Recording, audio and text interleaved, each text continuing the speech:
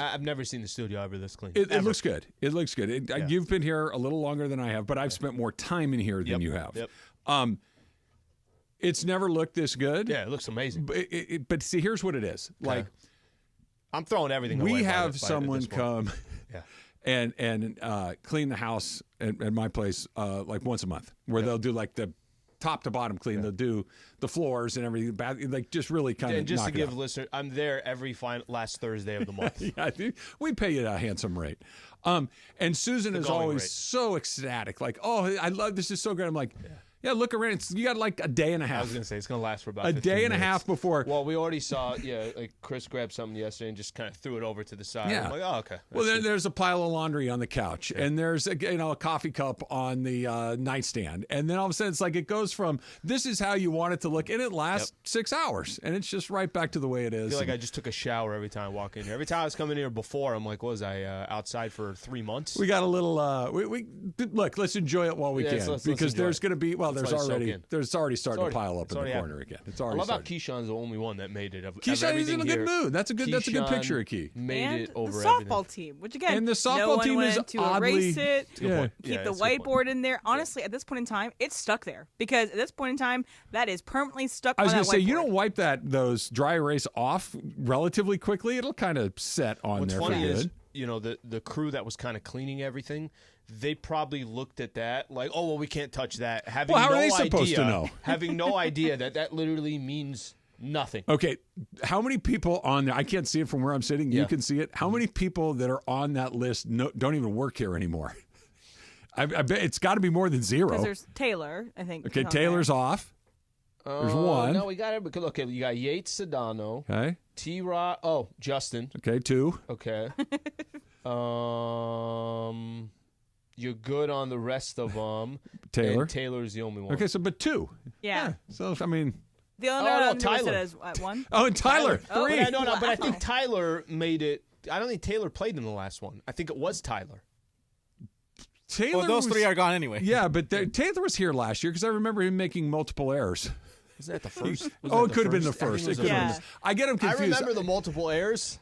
I get he and Yates confused. They were both of them were making so many errors along the way. I couldn't. Okay, shots fired. I couldn't keep them straight. It's my favorite thing to tease Clinton about the Big E6. I think, if I remember correctly, Taylor did the thing where he overran third base and then had to come back, right? That was year one. A bad call. That was year one. That was a bad call. What do you mean? Yeah. Not from where I was sitting, Sli. But my looked friend, fine to me. My friend who plays kickball with me was up in arms. And she was like, she overran second base and got tagged out. She's like, what the heck? How long has that been a rule? I'm like, since the inception of all time. Invented kickball. And I was like, why did they do that there? That's the equivalent of stepping out of bounds and being like, well, I can't go past that line. No, you can't go past that line. No, yeah, that's the way that it goes. That's the way that it goes. I have in an effort to keep myself honest, in an effort to continue to work towards accountability. Thank you, Em. I have a bit of a confession to make, and I'm not proud of it, but it's part of the journey, Sli. Okay. So every 2 weeks, I step on the scale. Yep. And I've been... It's a good way of doing it. Since the first of the year, I have been very disciplined about my exercise. And your stock has gone, if you're a weight... Yeah.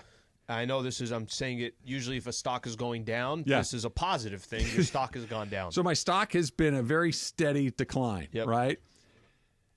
Not this morning. Okay. For the first time since I've started my journey, up. Little up. Okay.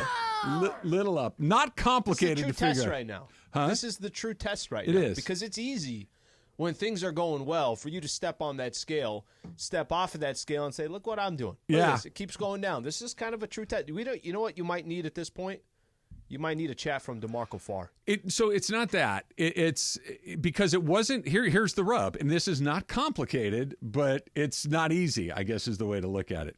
My exercise has been on point over the last 2 weeks. Quite frankly, better than it has been. Hit this thing in the month. Right. Yep. So it's better. My activity level was increased over the last 2 weeks. What also increased over my last 2 weeks is I could eat that. Your calorie intake. Night and day.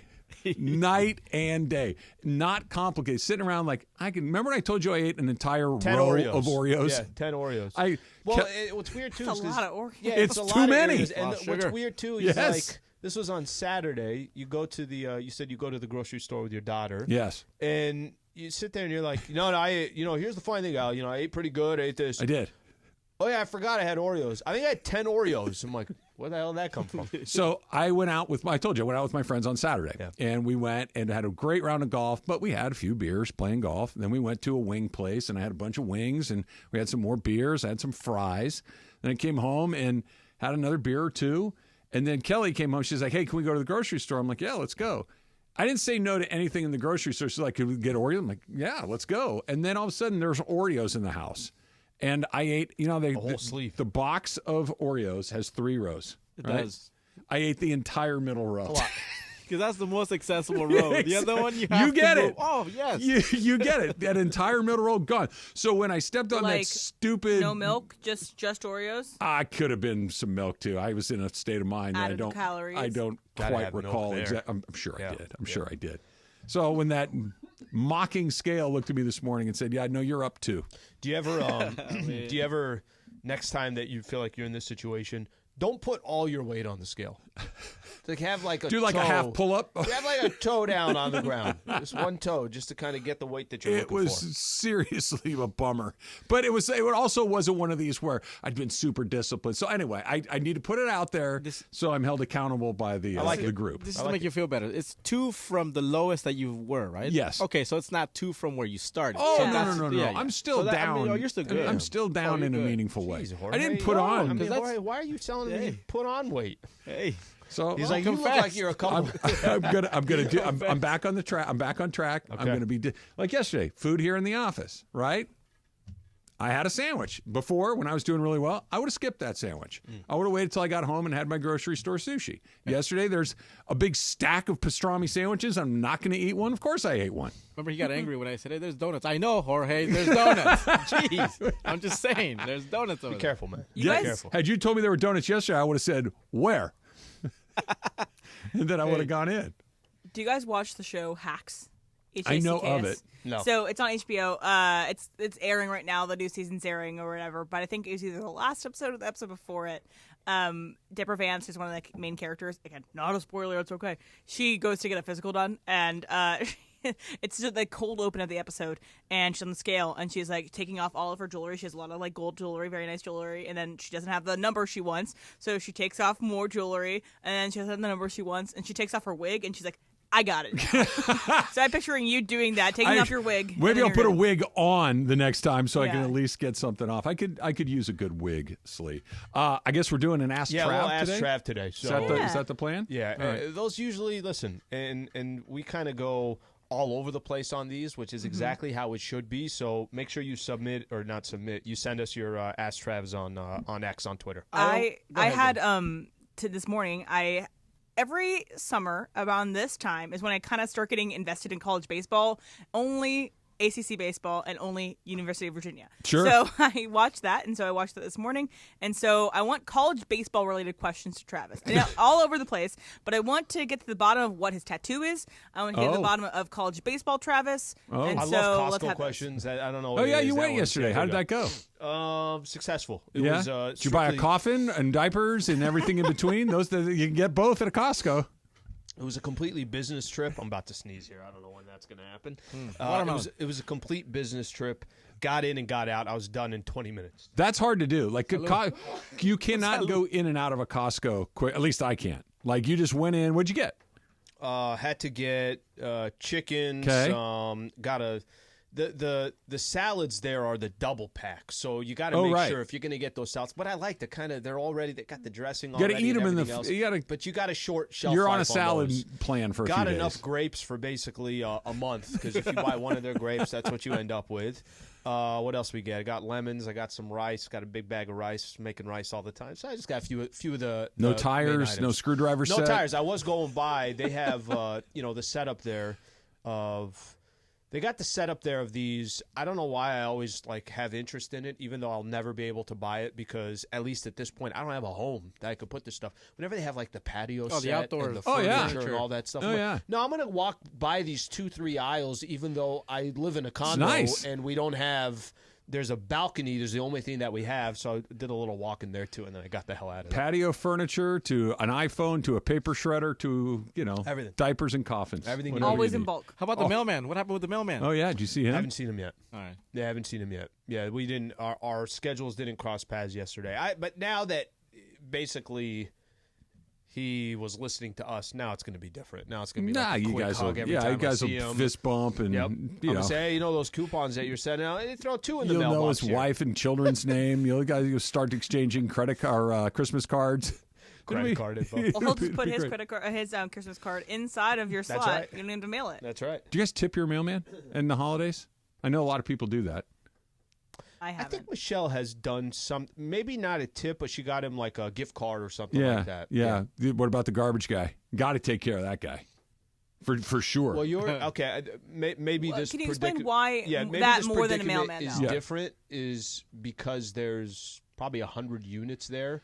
There is no personal. Okay, fair.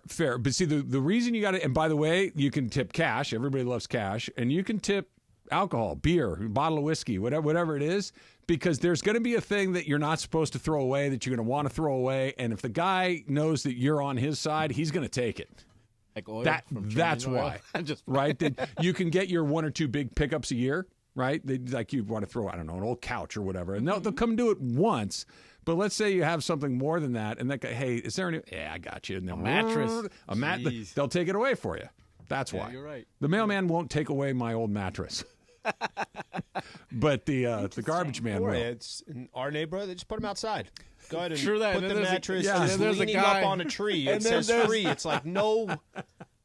And then there's a guy with a truck that can barely fit a needle, and he's hauling it away. Yep. Well, okay, so what about the guy that puts the mattress on the roof of his car, and it's bungeed down in the middle, and the front of it's lifted up from the wind that's going along in the freeway? And the window is down because he's got his left arm he's going to be able to hold a 75-pound man. Yep. Good luck with that. The kids. Good luck with that. The Lakers, I think they've got it all figured out. I think I know the roster. I think I know the coach. We'll get into it next. It's Trav Sli, 710 ESPN.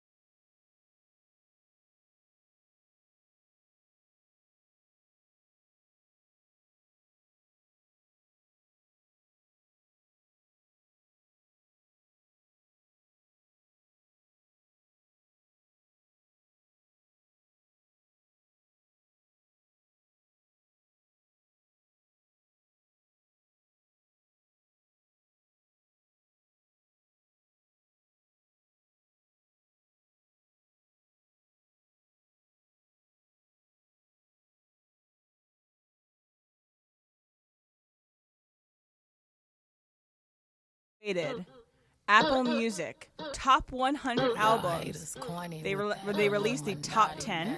And so we're going to, throughout the show, go from 10 to 1. So number 10 is Beyonce's Lemonade.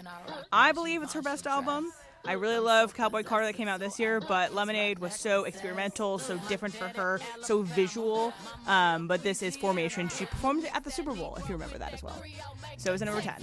So she's number 10 on the list. Have you seen the list at all? And even if you did, that's not. No. I actually, there was some. I saw it in the sense that Emily put it in the prep she sent us, but. We'll kind of go through it, but literally one of my favorite artists. So I'm very happy and proud that it's in list there? included. Nice. Yeah, certain artists. We'll get to that one. But the list would not have been complete if Beyonce did not land in the top 10. I think she's one of the foremost thinkers in the musical genre. What is the list is top 10 of the last 10 years, 20 years, 100 years? What is it? Everything. Yeah. Oh. So she's top 10 albums of all time, and it's Lemonade. I believe it came out in 2016. And by the way, if you're a music lover and you love this, tomorrow is Ticket Thursday on 710 ESPN. Listen all day for the cue to call. When you hear it, be caller number 7, and you win a pair of tickets to see David Gilmour at the Hollywood Bowl. I'm going to go see the Hollywood Bowl, a show there in a month, which is fun.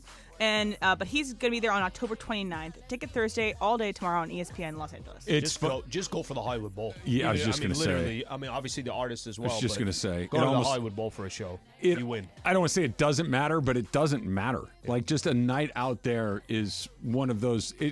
It's a quintessential LA experience that is, I don't want to say it's not well known because it is well known, but it's one of those things that somebody coming to LA, that is a really quintessential experience that not a lot of people get directed to as the first thing to go do. It's Disneyland, it's a Dodger game, it's the beach, it's Hollywood, it's all that stuff, but that is just it's always nice. Even when it's 150 degrees during the day here in the summer, you go out there at night and it cools down and it's just a great day. I want to say one more thing about Lemonade and why I think that it's her highest ranking album on this list. It's not her only album on the top 100 list, but why I think it's its highest ranking is because I think she stepped out of her comfort zone in terms of like the visual side of this album. And if you don't know who Beyonce is and you have never gotten the hype, whatever per se, go watch the visuals in this album, the way that she tells the story of her heartbreak, whether it's biographical or not. It is amazing. So go watch the visuals of Lemonade. Do you agree with her analysis, Alan? Beyonce is now I'll go a little more old school, Destiny's Child, right? Yes. I'll go, she's a baller, and she's been a baller the entire time. I haven't listened to any of her more recent stuff, but that's an art. If she's cracking the top 10, that's Sasha Fierce. Remember? I think this. Oh yeah. It took her into another level with Lemonade in terms of just her artistry, in terms of like how she's viewed by the industry, and it's still a shame she has not got one Grammy of the year for Grammy for Album of the Year, potentially this year. Potentially this year. All right. We have to wait and find out. Emily's Music Corner. All right. That could have been in Cantonese. I have no idea what she was talking about. I believe that you're accurate. I believe that what you were saying is factually true. But she could have said anything, and you would have. You and I have been doing this show for a long time. Like there's usually even the most minute, silly, random stuff I have an opinion on. I have no opinion on that. I couldn't even begin to offer. You know, it would have been awesome if you just jumped in. Like, how can you say this is the album? Yeah, not how? Self-entitled Beyonce. I have no idea. Yes, like what is your line? Sure. Sure. Might as well go off, King. Sure. Yeah, Lemonade. Sure. Go off, Queen. Sure. Whatever you say. Chris Paul is going to be a Laker. Maybe. Ooh. Okay. So just so I have this right. Okay. The team is considering, according to a report, maybe having Chris Paul be a part of their future roster, which would join LeBron James and Anthony Davis. LeBron and AD both come off a year where they played a lot of basketball, but I think everybody's in agreement where them playing as much basketball next year as they did this year is probably unlikely. Chris Paul barely played on not a very good Golden State team last year. Chris Paul has not been a super impactful player in a very long time. You're going to have a first-year head coach potentially, maybe a guy who's never coached before. You're going to have a guy who's as opinionated and as loud as Chris Paul potentially. You're going to have LeBron James Jr. potentially on the team. This is going to be a great season. I really hope that all of these things line up the way that I'm hoping for. Okay, well, I get it. It's a name. He's been in the league for a long time. It's not like he's going to be contributing on the court. If you watched any Warriors basketball this past year, it's not like he was doing anything. It's not like they had him in key moments or key situations. And maybe I'm wrong. Maybe more of these games he was in during late in-game stuff. But he's 39 years old. I don't know exactly how this would work because he still is under contract, I guess, for another year. But this is only, I believe, if the Warriors just decided to release him. And I don't know if that means they're paying X amount of dollars. Lakers are basically virtually getting him for nothing. I wouldn't pay too close attention. I get the name is there, but it's not like they're going to be playing him 35 minutes or something along those lines. It has nothing to do with the basketball. It has everything to do with the decision-making process. Mm-hmm. Whether he plays or not, that is on the option tree is an insane proposition. Just wait. Do you think and I'm not going to sit here and I'm not trying to make a case that Chris Paul is the right person. He's going to change everything. Do you feel like the Warriors front office has a good idea of what they're doing? Yeah. Okay. Well, why'd they bring him in? It was a mistake. Doesn't mean that smart people can't do dumb things. But do you think that they didn't have the success they did because of Chris Paul? No. I don't either. And listen, I agree with you. After the Lakers, I'm looking at this from a 30,000 point view. That all of these things, all of the rumors, and let me read this. Eric Pincus from Bleacher Report says that Chris Paul will probably be a free agent. There's a reasonable chance he gets traded or just cut by the Warriors. And LeBron and him obviously have a strong relationship. There's a universe where the Lakers sign Chris Paul. I don't think it's outrageous. I would be remiss without mentioning Chris Paul is a real possibility. It makes a lot of sense to me. Okay. It's what it represents, not what it is. Okay. It represents another one of these. I don't know. How about that?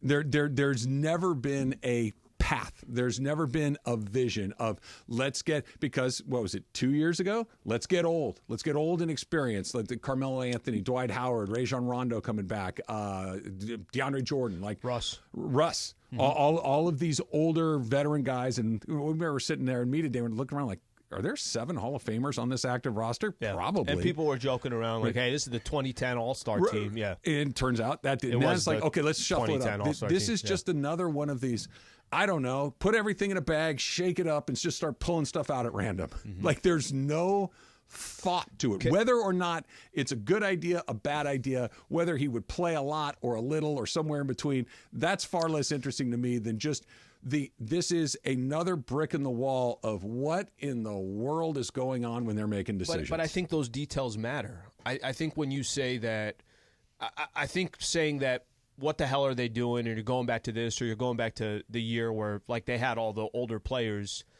I think if you were saying, hey, the Lakers I remember Lakers eliminate the Golden State Warriors a little bit over a year ago, right? They eliminate them in the playoffs.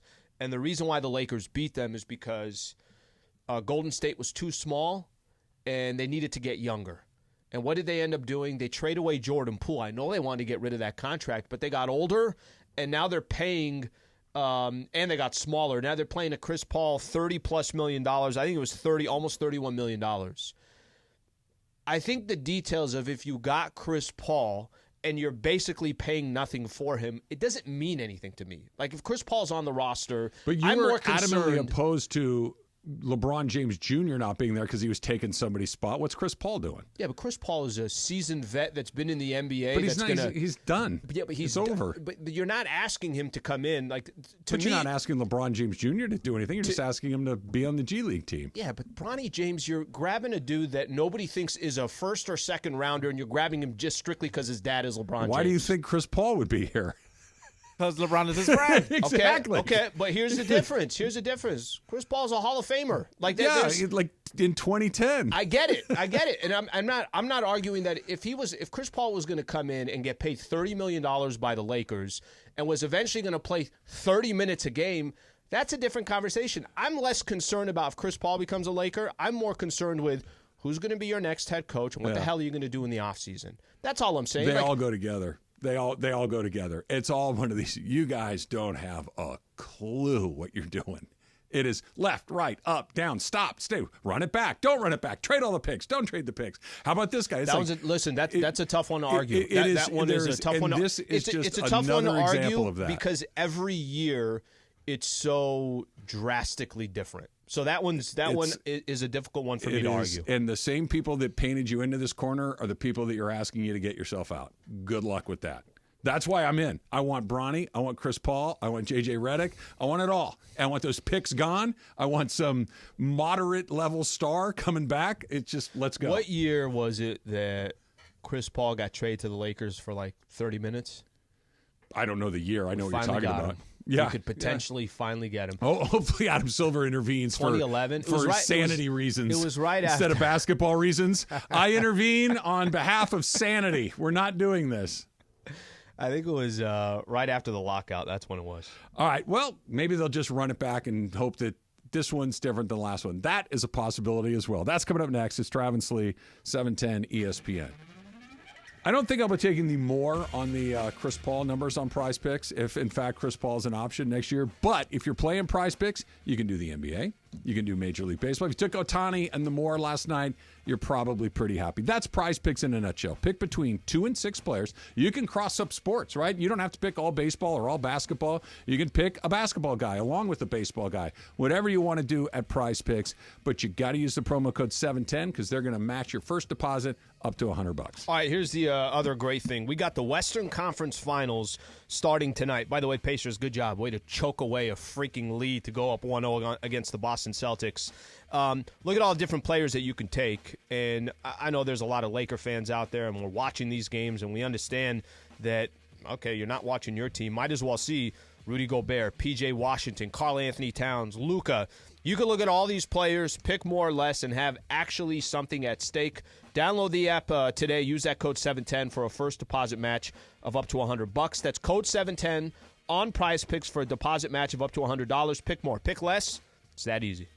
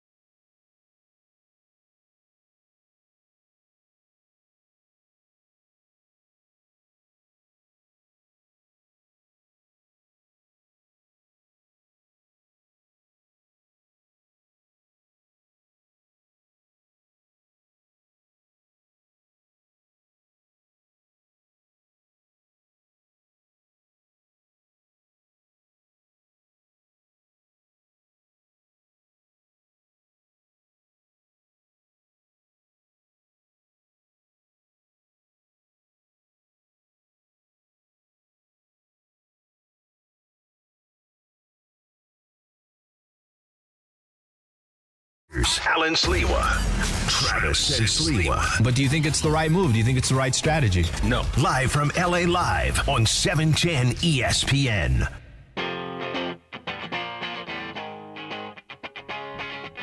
At number 9, we have Nirvana's Nevermind, and 1991 album Nevermind, and one of the most iconic openings of a song ever, opening of the album, and one of the most iconic covers of all time. And I didn't that guy just sue the band or the record company or somebody?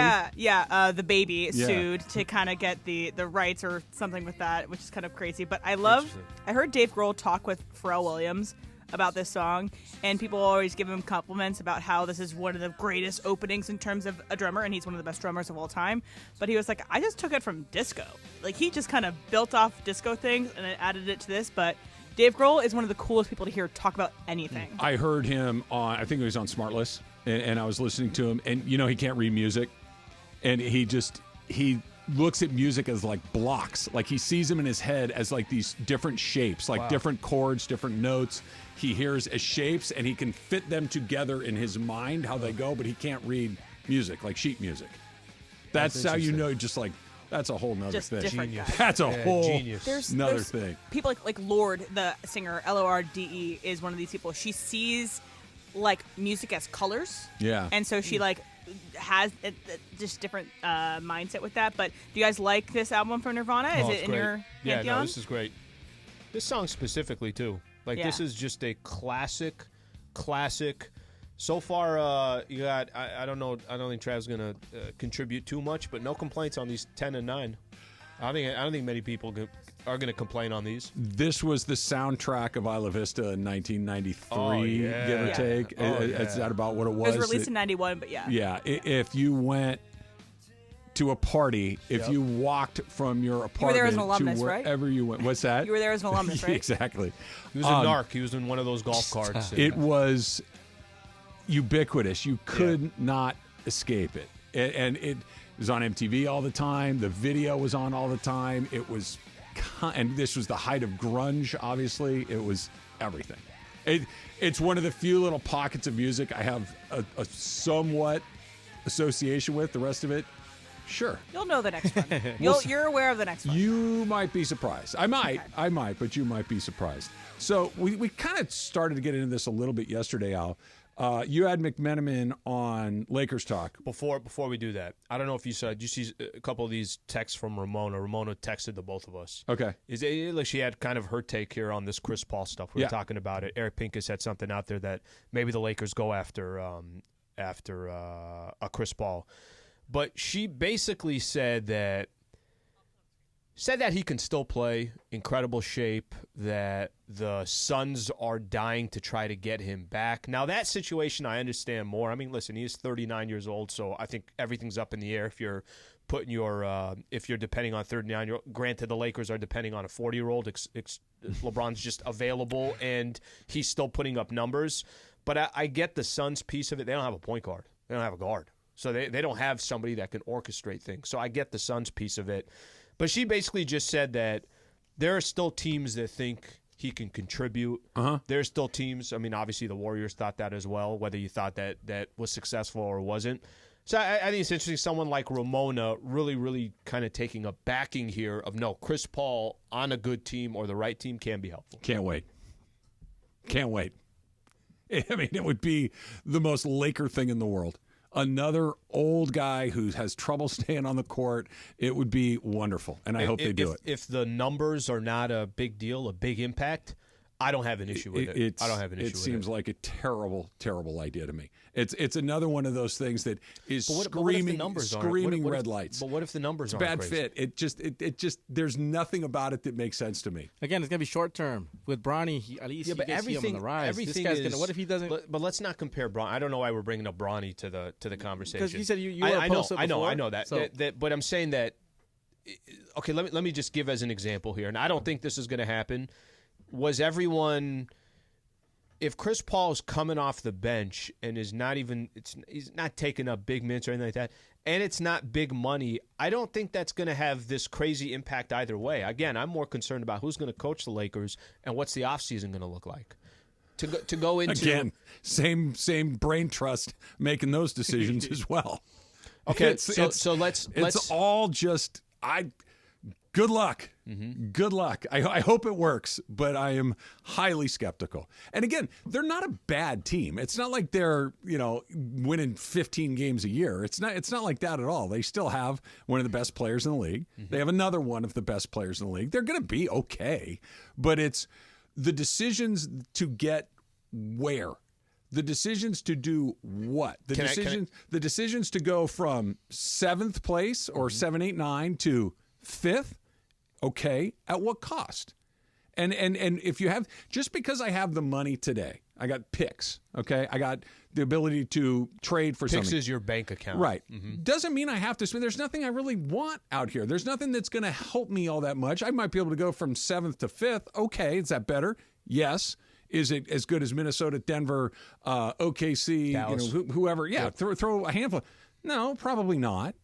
So why not? What if next year there is somebody that I could go get? What if there is somebody that, hey, if I got that guy and put him with these guys, then I am on that level. That just because you can doesn't mean you should. Okay, so that it's two different conversations. But what I'm getting at is the same people that are making all of these other decisions will make these upcoming decisions. Let me give you an example.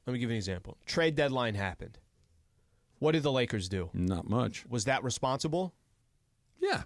Okay, so and the only reason why I'm putting it this way is there has been pressure from the Lakers. Trade the damn picks and let's keep this thing moving. Mm-hmm. You don't have time. It's LeBron James. If you don't do it now, what the hell are you going to do? But the responsible part of that, Al, could have been so they could be more irresponsible coming up. Okay, but let me play out a scenario for this summer. And one of the things that Rob Pelinka said after the trade deadline was, you can't buy a house that's not for sale. And then he went on talking about, guys, we have 3 first-rounders coming up this summer. I wasn't crazy about him saying that because I'm like, Rob, you're putting yourself in a position here where basically you're saying we're going to walk away from this summer and those 3 first-rounders are going to be gone, and I don't even know who's available. If the Lakers went out and they had the opportunity to do this, and it probably won't happen, maybe he just doesn't become available. If the Lakers traded 3 first-rounders and whatever it is, and they got Donovan Mitchell, I'd say, okay, I'm okay with that because I think Donovan Mitchell and Anthony Davis, Donovan Mitchell's only 27 years old. I could see if he's the second best player on your team, maybe even at times the third best player on your team, I get it. But let's say Donovan Mitchell's not available. This is actually one of the points that McMenamin I mentioned was on Lakers Talk on Monday.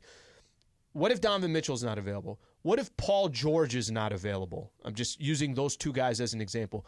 What if it's going to cost you 3 first-rounders to go trade for a guy like Jeremy Grant or Brandon Ingram? Mm-hmm. Are you want to trade 3 first-rounders for those caliber of players? No, I don't like that idea. I don't like that concept. And what Dave was trying to say was, because I asked him, is there a scenario Lakers come back into the season where it's the same guys? That, yes, we have 3 first-rounders, but we didn't want to spend 3 first-rounders on something that shouldn't cost 3 first-rounders. They were just the only players that are available. If the Lakers do that this offseason, where they got rid of those 3 first-rounders after they did everything else with Russell Westbrook, then I'm with you. Then that's as careless as can possibly be. We'll have to wait and find out. But there is a scenario that plays out that they don't make a trade because the market just doesn't tell them this is worth 3 first-rounders. Unless they feel we got to do something. We can't just sit here and fold the hand and wait for the redeal a year from now. And that pressure is going to be there. It's always going to be there. And it's only getting louder.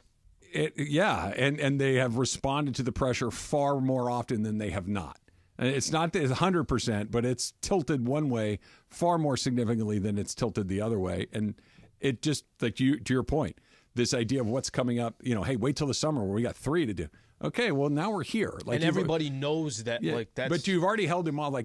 It's like a kid, right? It's like, no, we're not going to get the box of Oreos at the grocery store. We're going over to your grandma's later tonight, right? Yep. Well, okay, well, now we're at grandma's, and grandma's got a kitchen full of junk, and they're like, well, you said I could have it now, and they go crazy.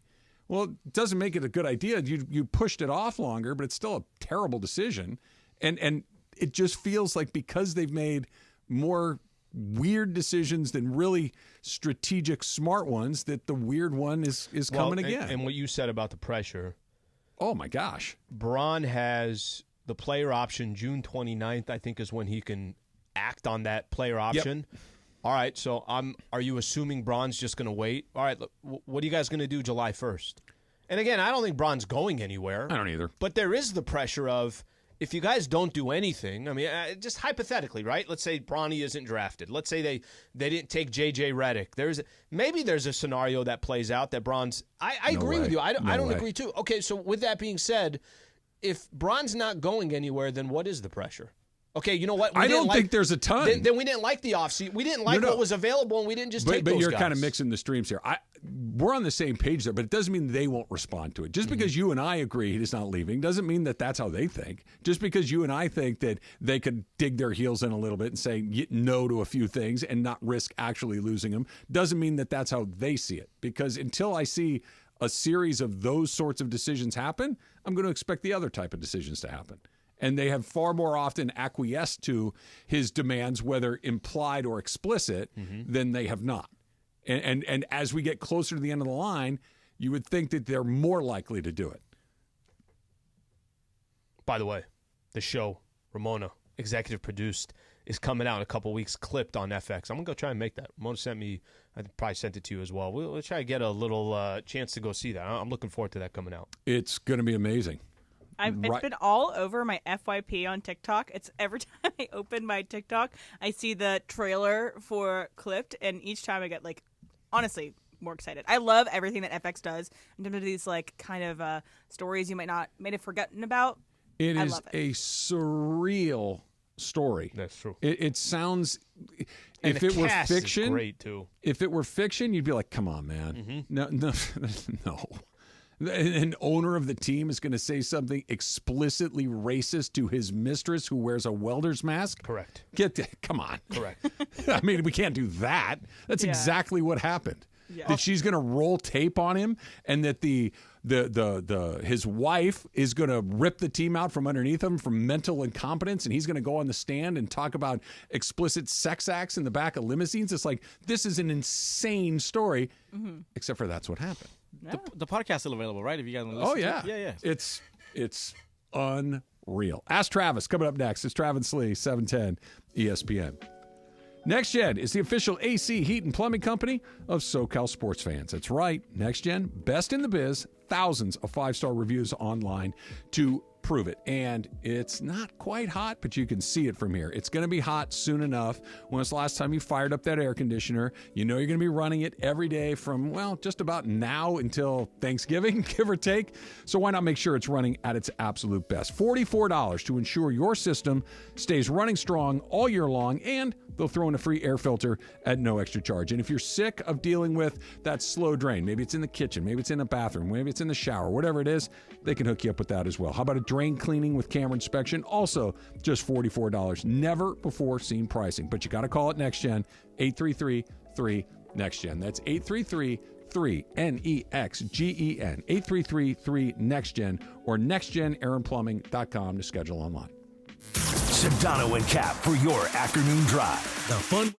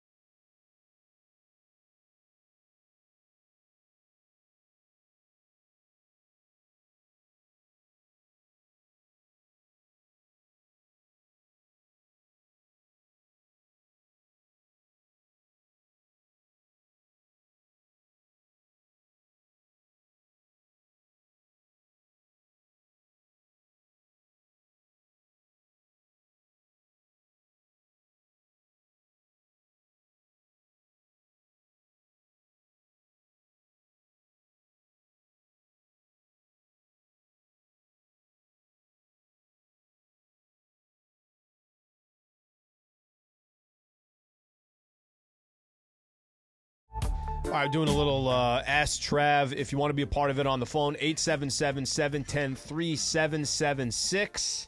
T-Raj, it's been a little while.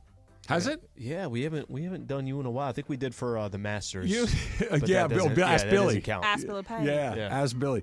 It's funny because it doesn't feel like a long time because I answer them all anyway. So maybe that's why it doesn't feel super long ago. Let's start off with this. I already know the answer to this, but I'm just going to get your opinion on it. Crypto Ray. Will you be watching Jim Rome's new show on X? Already know the answer, but I'm going to go ahead and just kind of take this a little bit further anyways. Are there anything that you're watching, these like long stream lives on X? I until yesterday, I did not even know that was a thing that people did.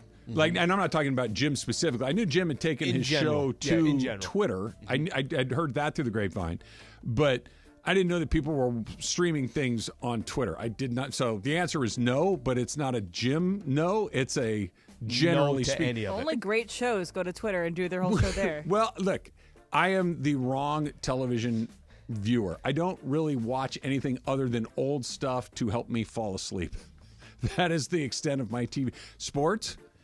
Fernando Mania and World War II documentaries. The Dick Van Dyke Show to remind you of your childhood. Cheers and Seinfeld. These are and The Simpsons and The Simpsons. And like I have like 5 things that I watch. That's it. By the way, did you ever watch the Unfrosted movie on Netflix? No. So I saw it on the queue, and I heard a couple of interviews with Jerry Seinfeld about Unfrosted. Well, he sounds like such a likable person. Yeah, I can pick up on the sarcasm that you're laying down there. It did not hit me as something I need to see. Yeah. Anyway. All right, so next one. Sure. Like other than Jerry Seinfeld's TV show, Yeah. like a lot of the stuff he's done has not hit me in the right way. The TV show I adore. Did you like comedians in cars getting coffee? Not particularly. Yeah. All right, so next is from Captain Matt, and he asked this: what's the right age to begin treating the offspring like roommates? Once they go away to college, I think there's a little bit of a fine line here. Like once they're in the workforce full time, you offer counsel and advice as best you can, but you're kind of on their own, right? They're going to make their own way in the world, or they're not, and you can try to help them and support them in these things, but they're kind of there. When they come back from school that first time, when they've been living on their own, at least like basic necessities, right? Like laundry and feeding themselves just on a regular basis. I think there's a little bit of a roommate dynamic there, and all the stuff of like, hey, you shouldn't do this or that. They're going to do it when they're not with you anyway, so you kind of let your guard down there. But once they're fully off the payroll, I think is when you, even if they're living under your roof, I think you can have more of a roommate dynamic. Do you know that SNL sketch that's Back Home Ballers, where all the girls go home and it's like, I'm a back home baller. Basically, I think I've seen that. They get treated like they're a queen. That's me when I go home. I go home very little, and so when I go home, I am a guest, but I'm an honored guest. There you go. So it feels nice. Thank you, Mom and Dad. Jorge, what do you got there, brother? From Christopher Holmes. In your house, would you rather have a meditation room or a rage room?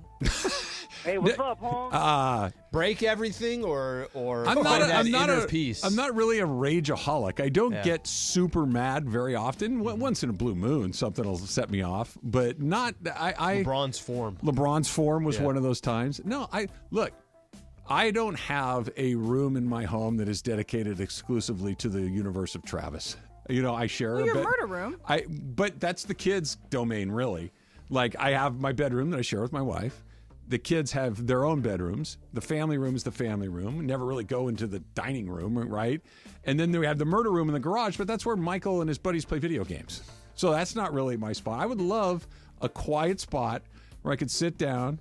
A man cave? No, I hate that term. And I just want something quiet where the lighting is good. I can read my book, turn on the TV. A little bit of that's it. A little bit of like some type of water, like a small little. Sure. You know what I'm talking about? A water feature? Water, yeah. Well, I thought you were talking about like a sparkling water dispenser, like it's like from 7-Eleven. I wanted to say waterfall, but I'm like, well, okay, we're not at Niagara Falls. That would be in my Zen meditation room. Zen garden. Just the soft tinkle of ice cubes dropping into the tray. That would be perfect. Okay, got another one here from Brian. Would you rather Again, I think I know you well enough, but it's a good question. Would you rather have a no-hitter to win the College World Series? Ooh, that's a good one. Or a hole-in-one to win the Masters? I think I would take the baseball one. Really? Simply because you? Yeah, I thought you were going Masters. It is closer to a realistic goal that I could have achieved than anything golf related. I am a mediocre amateur golfer. Mm-hmm. Right? Yeah, but in Ask Trav, you could be in any... No, I know, but the idea, like, it's fantasy land, right? Like, I could never do it. But in there is a universe that exists where I could have done that. That's was not... There? Yeah, there was. I'm joking. There really was. I got to the highest level of college baseball. We never played in the College World Series when I was there, but we were pretty good a couple of times. A couple of things break the right way. Yeah, I would take that. Okay. I got one from G-Fish. What up? What's up, G-Fish? Uh-oh. They're airing your tires on, boy. To be fair, from yesterday when I said that all of his tires were flat, that he had not driven in so long, he goes, "You slandered me." He goes, "The tire pressure was only low in all four tires." And he's the passenger princess, right? He's the one you drive around, or no, do you drive? He drives me around. Okay, great. Yes. Amazing. A fellow UCSB teammate makes an error. How do you treat that teammate? If A, you're a current pitcher on the field, and B, if you're not pitching that day. So how do you react to that error? If I were not pitching that day, I really probably wouldn't have cared. Were you not paying attention? Or? I was paying attention, but my emotional investment was far different. I was like, that sucks. Kind of what you say when Michael playing his baseball games, like, Michael's not playing. Yeah. Very, very, very similar.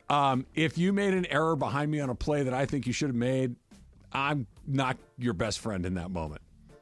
Sorry to say, I'm not going to be like a belligerent, you know what? Mm-hmm. But I would. You're not Trevor Bauer throwing the ball into the stands? No, but I would give you this one.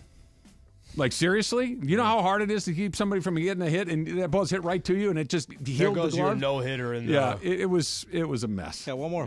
Time for one more? Yeah, do one more. This is for Namor. I hope that I'm saying it right. What are you most looking forward to the most with Beto when you go to a baseball game in TJ? Honestly, the Beto part of it.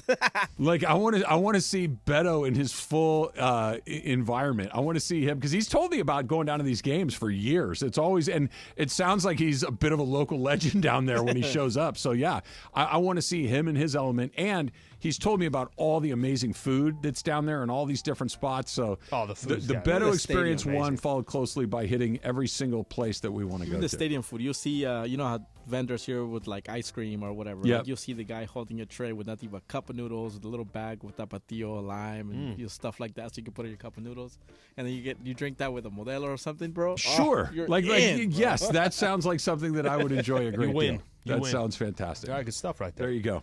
I like doing it better as Billy Payne. Well, what? Let's bring Billy. Every time there's a major golf tournament, Billy Payne should show up.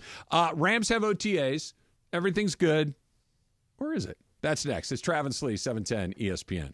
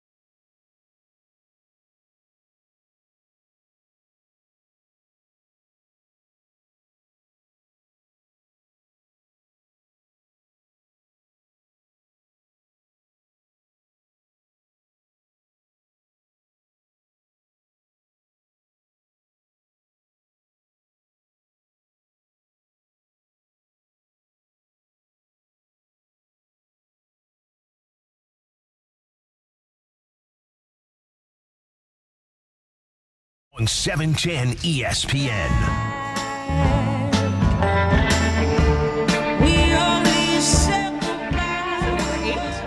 Bet on the album for top 100 albums from Apple Music is Amy Winehouse's Back to Black. It's a great song. Her 2007 album, her last album she released, her second full studio album. It received 5 Grammys, including winning for Best Pop Vocal Album, Best Record of the Year, Song of the Year, New Artist, and Pop Vocal Performance. And this song and the making of this album is featured in a new movie out right now called Back to Black, of the same name. It is not a good movie. I would not recommend. It is... Why is it not a good movie? You can tell it is a certain group of people trying to rewrite her story in a way that isn't really truthful. So if you watched her, the documentary about her life, Amy, that received an Oscar for Best Documentary Feature a couple years ago, that is a very true story. This story is kind of from they're trying to push blame around for what happened in her life in a way that isn't really realistic. The structure of the movie is very weird. It's a pretty bad representation of a music biopic, but this is one of the best albums of all time. Iconic, and also just like back to an older time, an older generation of music that was embraced at the time. But yeah, shout out to Amy. I want to see that doc. I never saw it. Yeah, it's really good. It's called Amy. It's on HBO Max. And it's all she doesn't sit for the music for the documentary, obviously, but it's kind of from like found footage of her life and her friends and following her through outer life, and obviously tragically lost her life too early. And who knows what more music we could have gotten if she had stayed around. But it's also a tale of like paparazzi culture. At the same time, her and Britney were big at the same time, and how we kind of put them both down. But this music is amazing to me. I don't know if I've ever heard this before. You've heard this song. Have you heard the song Rehab? Rehab, yes. Is this Rehab? No. I'm just trying to see if you know another Amy Winehouse song. It's like, they try to make me go to rehab. If you played it for me, I might be able to tell. Okay. Yeah, but we'll find it and we'll play it for you. I'm shocked.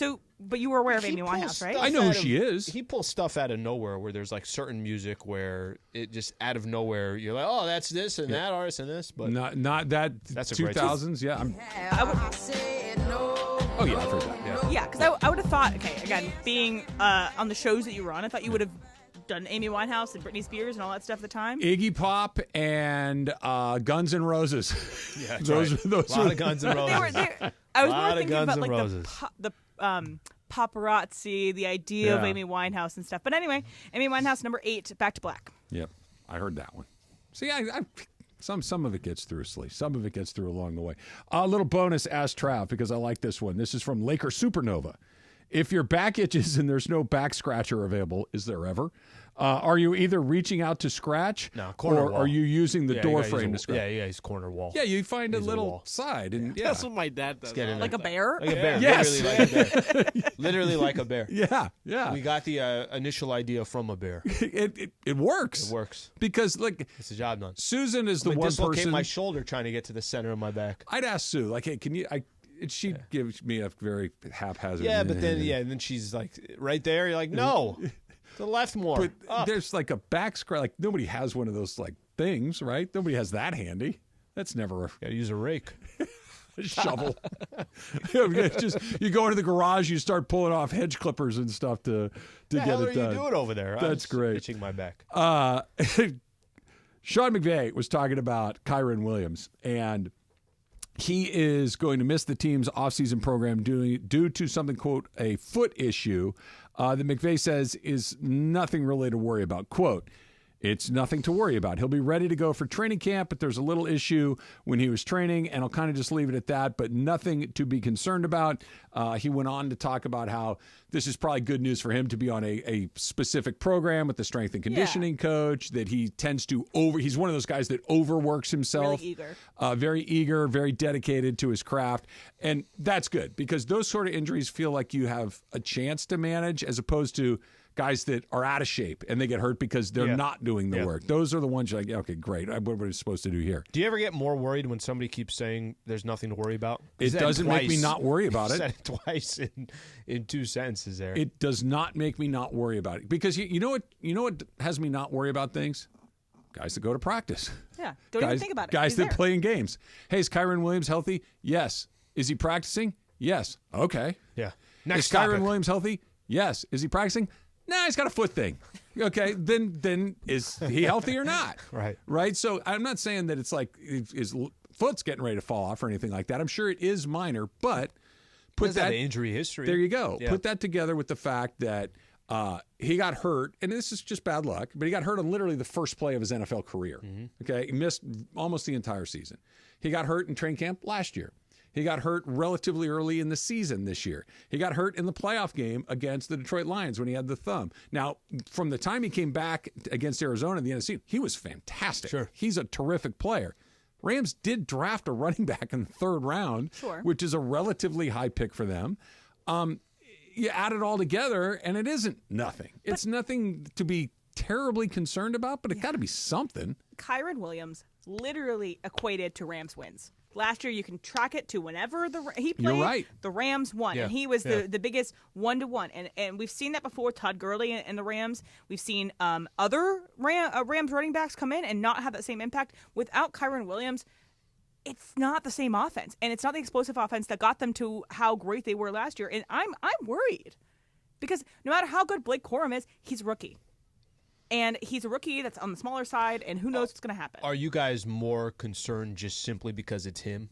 That he's had the injuries before? Yes. So it's just as simple as that. I'll use this as an example. And to go with what Em just said, he did bring a tremendous amount of value last year. He's really good. For all the conversation and the topics, and I get it, and frankly, I'm not a NFL scout here. There was a time, obviously, in the league where your running back mattered. It was LaDainian Tomlinson, and it was, go down the list, Emmitt Smith, go down some of the... Sure. That was the difference of you just won a Super Bowl or made a playoff run because that guy. Christian McCaffrey, you could say that about the 49ers. Sure. Kyren Williams was Christian McCaffrey when he played. In today's world, you can make that case. And I understand it today. It's that, okay, well, the running back...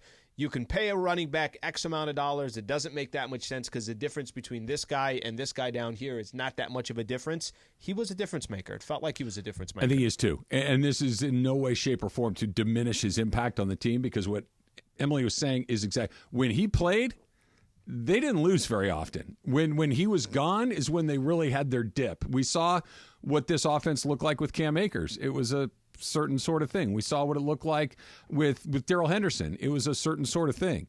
We saw what it looked like with Kyren Williams, and it was a lot better. So he is a difference maker. The reason that I think this is something to at least be aware of, if Steve Avila they said, you know what, we're going to take him out of this. He's going to sit out OTAs because he's got a little foot thing. You know what it'd be? Yeah, okay, whatever. Steve Avila played every single snap last year. He played every snap of every single game. So you don't have that concern to begin Dude's with a walking rock. in. Yeah. If he's got a little thing and needs a little time off his feet, fine, let's Give go. it to him. I don't worry about it. But when the player that's always nicked up is nicked up again, it makes you feel a certain way. Now, I will go back to something you said. Kyren Williams is the best guy they've had at that position since Todd Gurley, right? C.J. Anderson had a brief moment with him, too, who was really good. But Gurley is the kind of the gold standard there. That was the best version of the McVay offense we've seen is when Gurley was at his best. He was amazing. Last year with Stafford and Kyren Williams and Kupp and Nakua was pretty close. They were cranked up offensively. I understand he's great.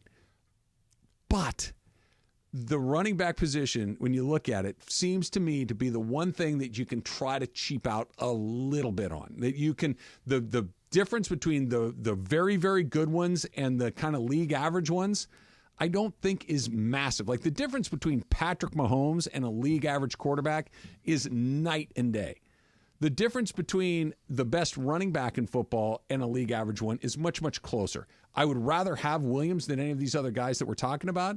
But if this were a lingering thing, if this was something that kept him in and out of the lineup, I don't think that the Rams are dead in the water offensively. That they did take Corum. I get it. He's small, but he's really physical.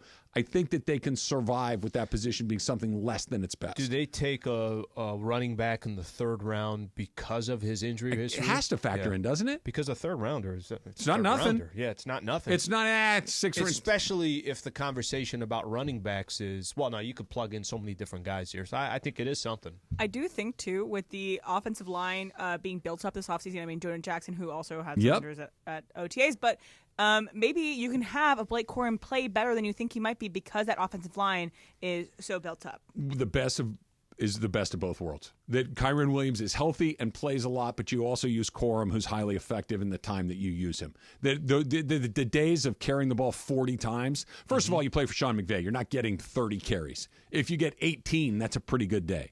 But let's say Kyren Williams gets 14 and Corum gets 4 and they're both effective. That's the perfect scenario. You keep Kyren Williams as healthy as possible. You spell him with Blake Corum, and you try to find a way to do it that way. Because they're going to go, the secret, we'll come back and talk about this, because the secret sauce of this offense is. We didn't even say his name once that whole time. We'll do that coming up next. It's Trav Sli, 710 ESPN.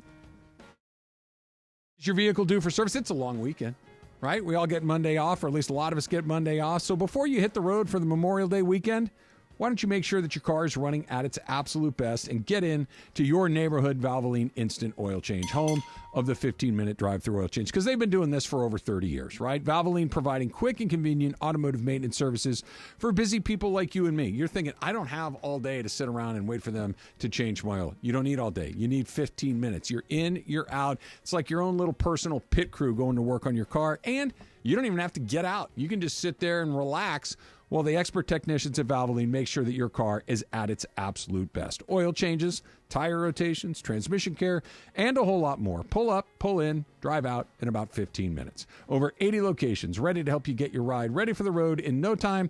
So visit SoCalOilChange.com for locations and game-winning coupons off of your next Valvoline Instant Oil Change. You never have to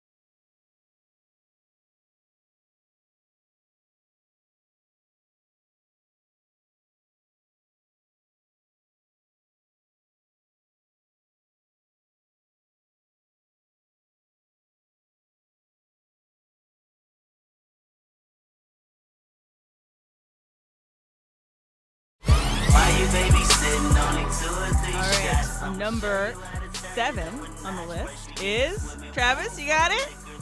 I got it because you told me who it is. It's the album is Good Kid, Mad City from Kendrick Lamar. Recently in the news with his feud with his beef with Drake, but this is his second studio album. Local guy, LA guy. Yeah. And this song was the song of my college. Okay. Like this part was it came out in 2012, and I went to college in 2014, so was my Nirvana. So I don't know hip hop well. I don't know I don't know music well at all, but you. in particular, hip hop is a complete blind spot for me. But you saw this performed live. I did see this performed live, and my kids will have it on a lot when we're in the car or whatever. And more often than not, when I hear something, I'm like, oh, I like that. Who is that? Kendrick Lamar is the answer far more often than anybody else. Interesting. Far Pulitzer more Prize often. winning. He won a Pulitzer Prize for his work on Damn. Was the first rapper or hip hop artist to be awarded a Pulitzer Prize. Wow. Did he write a book of poems or something? No, they viewed Just it the as lyrics? poetry. Yeah. So Damn was rewarded as his third studio album after To Pimp a Butterfly. That's the first hip hop artist. Let me triple check that, but in my trivia it has it. It's just interesting because there is so much to, like, Tupac was literally a poet, right? Like there's so much poetry into music, and for hip hop, a lot of this is poetry. But that's interesting. So you got SportsCenter on over your shoulder, Sli, and they're interviewing Xander Schauffele, who won the PGA Championship last weekend, his first major championship. San Diego State Aztecs. Aztec, baby. Does that move you at all? I know you're not a golf person. Okay, and I know how much you care about your city. I know how much you care about your university. Are you excited that an Aztec punched his ticket? 1,000%. 1,000%. You've told me before about him being an SDSU alum. So I'm sorry to cut you off. So I was watching the golf tournament. Long Beach and then SDSU, yeah. I'm watching the tournament, and I'll walk from the tee to from the green to the next tee, and very frequently they kind of have to run through a little funnel between the fans, right? Somebody yells at the top of their lungs as he's going through, "Do it for La Mesa!" No way. Yeah, it made me think of you because La Mesa is not a small town, but it's a little pocket of San Diego. So I think it's the Mesa, not La Mesa. No, it was La Mesa because it's called like the Mesa is campus. I understand. And La Mesa is a little town. East County. It was La Mesa. Do it for La Mesa. I heard That's awesome. it very clearly. Yeah, do it for La Mesa. Very inside San Diego. It did hit, and I'll tell you. So I usually go, if I want to read something local for San Diego, I go to UT San Diego, which is the LA Times for San Diego. And it was just like the front cover. It's like Aztec wins, obviously the major, the PGA Championship, whatever. Yeah. So, that was cool. That was very cool. He was known as an all-time gagger, too, and that he finally didn't blow it was exciting. He's known That's for such a choking. weird term. Gagger? Like, he gagged on it, right? He choked. Choked. Yeah. Yeah. I haven't heard Gagger. Really? It's the first time I've heard Gagger. Yeah, you guys But need to choke, get out more. Yeah. It Work on was his gag reflex. his whole thing was he'd be right there, and then he would hit a bad shot and come unglued. Oh my god! Like and he hit a bad shot on 17, and it's like, okay, here it is, got it up and down. You're like, oh, okay. He didn't hit a bad shot on 18. He got a little unlucky on 18. He pulled his drive just a little bit, and he's got his feet in the bunker. The ball's above his feet, which if you're very, very difficult shot. He's got to make a birdie to win the tournament. Pulled it off. Is that not? It was awesome. He did a really good job. Not the definition of the mental game in sports. Oh, especially golf because you're by yourself. I was gonna say golf is special. You're by and yourself. It's quiet. Like I don't know how you feel, but you have like arenas that they're going crazy. They're loud. Let's just say you're at the free throw line and the crowd is going crazy. You're on the road. Isn't it easier to hit that shot when it's loud? I would feel like it's tougher when it's completely quiet. They say NBA players, the toughest free throw to make is on a technical foul or one of those where you're at the line by yourself. There's nobody there. Where's all the other guys? Yeah. Is that not a golfing putt? Like I can only imagine on a putt to win a major, something along those lines. The part with golf and tennis too that's different from all these other things, that even if you missed the free throw, right? There were 100 other baskets that other people missed in the game. Yeah. If you lose by a only point, remember. No, I understand they only remember, but it's not difficult to rationalize. Mm-hmm. Look, you went 7 for 14 from the free throw line. Granted, I missed the one, but we lost by 1 point. We didn't just in golf. I hit every shot. I'm the one that missed that short putt. I'm the one that pulled the wrong club. There's no one else to. I'm not talking about where. Look, basketball players blow it. Baseball players blow it. Right? They do. But you can at least go to sleep at night trying to tell yourself that, well, I wasn't the only one out there. Yeah. If you miss a 3-footer to win the tournament, that's only you. That's your fault. You blew it. Xander Schauffele, only this time he didn't blow it. Going back to the Rams for a sec. We know Stafford will be really, really good just because he's typically really, really good. As long as he's healthy, he's going to be one of the better quarterbacks in the NFC. Kyren Williams has been really good, coming off his best year as a pro. We know Puka Nacua is coming off of just a transcendent rookie season. Yep. We know that the defense is totally in flux, right? Aaron Donald's gone. They spent a ton of their draft capital to try to make the defense better. We'll see. Who knows? Cooper Kupp is the kind of the wild card. The wild card, yeah. Really? That's a good point. I think so because we've seen what it looks like when he's good. When he's good, man, that offense kind of just hums like crazy. When he was the Triple Crown winner, they won the Super Bowl. Yep. Right? They won the Super Bowl not just because he had a great season.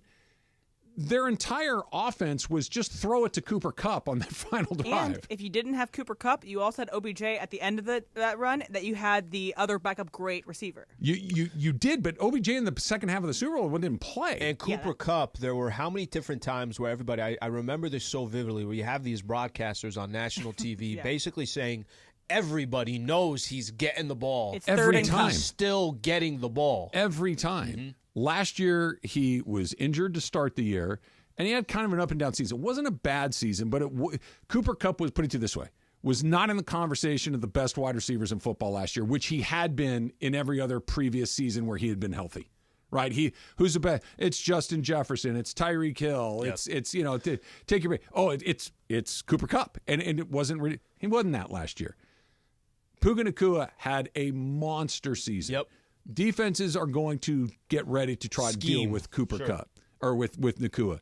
If Kupp is, he doesn't even have to be prime Kupp, but if he's above average, above NFL average, bordering on really, really good Cooper Kupp, I think that offense is going to be so difficult to deal with because you got to deal with Nacua, you got to deal with Williams, you got to deal with Cooper Kupp. If he's not, okay, I can try to take Cooper Kupp and just kind of one-off him right there. I'm going to deal with Puka Nacua first. Then what happens? I think he's the swing guy. If he's good, that offense cranks. If he's just average, I think it's going to look a little different because Puka's not going to be able to do what he did a year ago because nobody's going to be able to do what he did a year ago. He was amazing. He was one of the best in the league. In your bones, though, do you think Cooper Kupp's going to be Cooper Kupp again? I really don't think so. I think that we've already seen the best of Cooper Kupp. Can I give you my most optimistic version? Sure. You guys know how optimistic I am. Always. I think he's going to have one more bounce before we really start to see like a serious irreversible decline. Like you think that he will be the leading touchdown scorer for the Rams? I think that's a real possibility. Yes, okay. I think that's a real that one more get your body right. Puka gives him he doesn't have to be, which is a better threat to have. That's why that you have a partner in Puka Nacua that is going to draw a lot of attention. Can't just layer everyone towards one side. Right. Yep, his body's just betraying him a little bit, and he just hasn't been quite as healthy as he's been. But I think he's got one more. There it is. That's Cooper Kupp. Because you saw little bits and pieces of it last year, little flashes here and there, but it just wasn't that consistent level. I'm very optimistic that he can have another season, hopefully more than one, but one more really. Oh, yeah, Cooper Kupp is killing people today. He just was not attacking the same way that he had been previously. The signature of Cooper Kupp is that he just he refuses to go down. He will take the first hit, maybe even the second hit, and then he'll go out on the third hit. And last year he was not shying away from these hits, but he was going down the first one or second one where he hadn't done that before. He's more of a yak guy than he is just a reception guy. Sure. So hopefully this year changes. It is a unforgivingly brutal occupation. You have optimism. Do you have the same optimism, Em? More doubt? I think Puka will still be the leading receiver on this team, and I think I just hope that you have to think about Cooper Kupp. That's my optimistic view, is that you have to, teams have to consider Gotta him. Respect. They didn't consider him last year. Optimism. That's my optimism music. Yeah. You can only get hit so many times before you just keep getting hit. And it's not willing. It's your body just says, no, not doing that anymore. Your mind is anymore. telling you one thing, your body's telling you another. I want to get that extra. I want to spin out of this. And it's just like, no, hamstring, knee, elbow, whatever it may be. Also, Quad. Speaking of offense. Quad. Damn right. We've seen Stetson out there, which I think is a positive thing, right? So we have Stetson out there as a third quarterback. Such a weird deal. Because, Jimmy G's not going to be available for those first 2 games because of his suspension. PEDs. So, I mean, God forbid, we don't want to have a backup quarterback used in the first 2 games, but, you're going to have a third quarterback. Yeah. So is it a good thing that we have Stetson back? It was so weird last year. It's a very strange. Everybody's been speaking in code for a very long time. He was away from football for a year. Leslie was talking about yesterday how, I just kind of hit the reset button, fall in love with football over again. I hope that's what happened. I think he's probably the best third option for no other reason than at least he has some understanding of the Rams system. He did play a little bit in the preseason. I don't think his future is with the Rams, but for his immediate future, to throw passes in camp, to maybe grab that job for a couple of games before Jimmy G comes back, maybe, but I don't know. I didn't see anything from him in the limited time he was there last year that made you think, oh, okay, that guy's on to something. He's small. He was inaccurate. His decision-making wasn't. Again, he's a rookie, so maybe it could be that, but I don't know. I hope it works out for him. But and the quotes coming out, obviously still Sean McVay, everybody's still very, very secretive of. Can I use a different word? Yeah. Respectful of whatever it is he was dealing with, whatever it is he needed to get addressed. Yep. I don't know that everybody gave him the time, space, and understanding that he needed to get to where he is now to come back. I think is respectful. McVay, out of respect for the situation, will just keep it in-house. Yeah. So still nothing really. Yeah. And I think that is a good thing about the Rams, because worse teams might let something leak and that might be detrimental to their players. Sure. I think the Rams have great respect for their players, whether or not they use them, like if they're useful to the Rams or not. I think they have great respect for the people that come and play for the organization. They do not have drama. They really don't have much of that at all. Like even when there is potentially something going on, like Todd Gurley just kind of not playing all of a sudden was odd. Cam Akers getting sent home in the middle of the season and brought back later that same season. That's weird. Yeah. That's super, super unusual.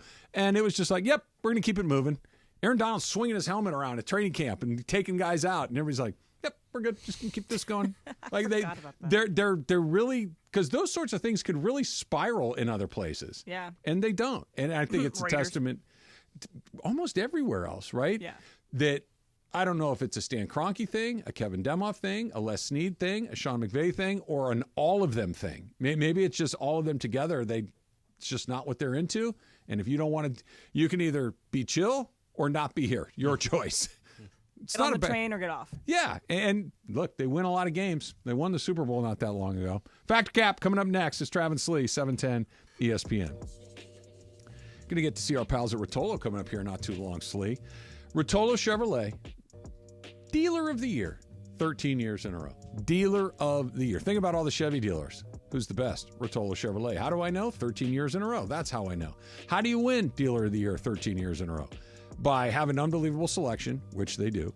By having unbelievable pricing, which they do. But by having customer service that is simply never second best. They knock it out of the park every single day. Courteous, transparent, upfront. You feel good about your purchase from Rotolo Chevrolet. You see Mike Capozio dancing on TV. You hear him here on this station. You've heard him here on with Al and I. He makes sure that every single person that comes onto the lot at at Rotolo Chevrolet understands that they're the most important person, because that's how they win year after year after year, by taking care of people. Right off the 210 freeway, Sierra Avenue exit. You absolutely can't miss it. It is the Sea of Silverados. And if you're thinking it's a little far away, Fontana's just a little far away, go online, RotoloChevy.com. ROTOLO, RotoloChevy.com, and tell them that Travis sent you.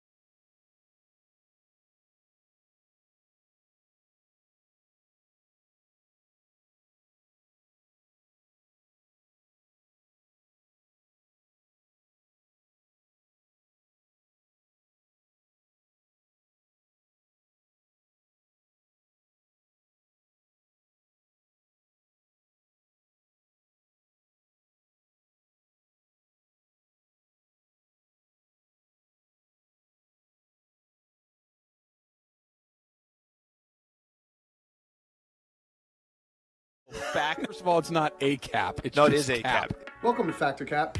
Aloha. Hi, guys. Aloha. Hello. Shrimp on the bobby. Shrimp on the bobby. Aussie. Tell you maybe Aussie, why Aussie. I'm doing that a little bit later. But my first statement is, and this is because we were talking about Xander Schauffele because he was on Sports Center. Sports Center. Yeah. So He's a gagger. Not anymore. That's what that's the term they He use. won. Oh, that was a weird term to use. That's the term. Yeah. my statement Golf is, term. I get it. this past weekend was a bad weekend for golf lovers with dyslexia.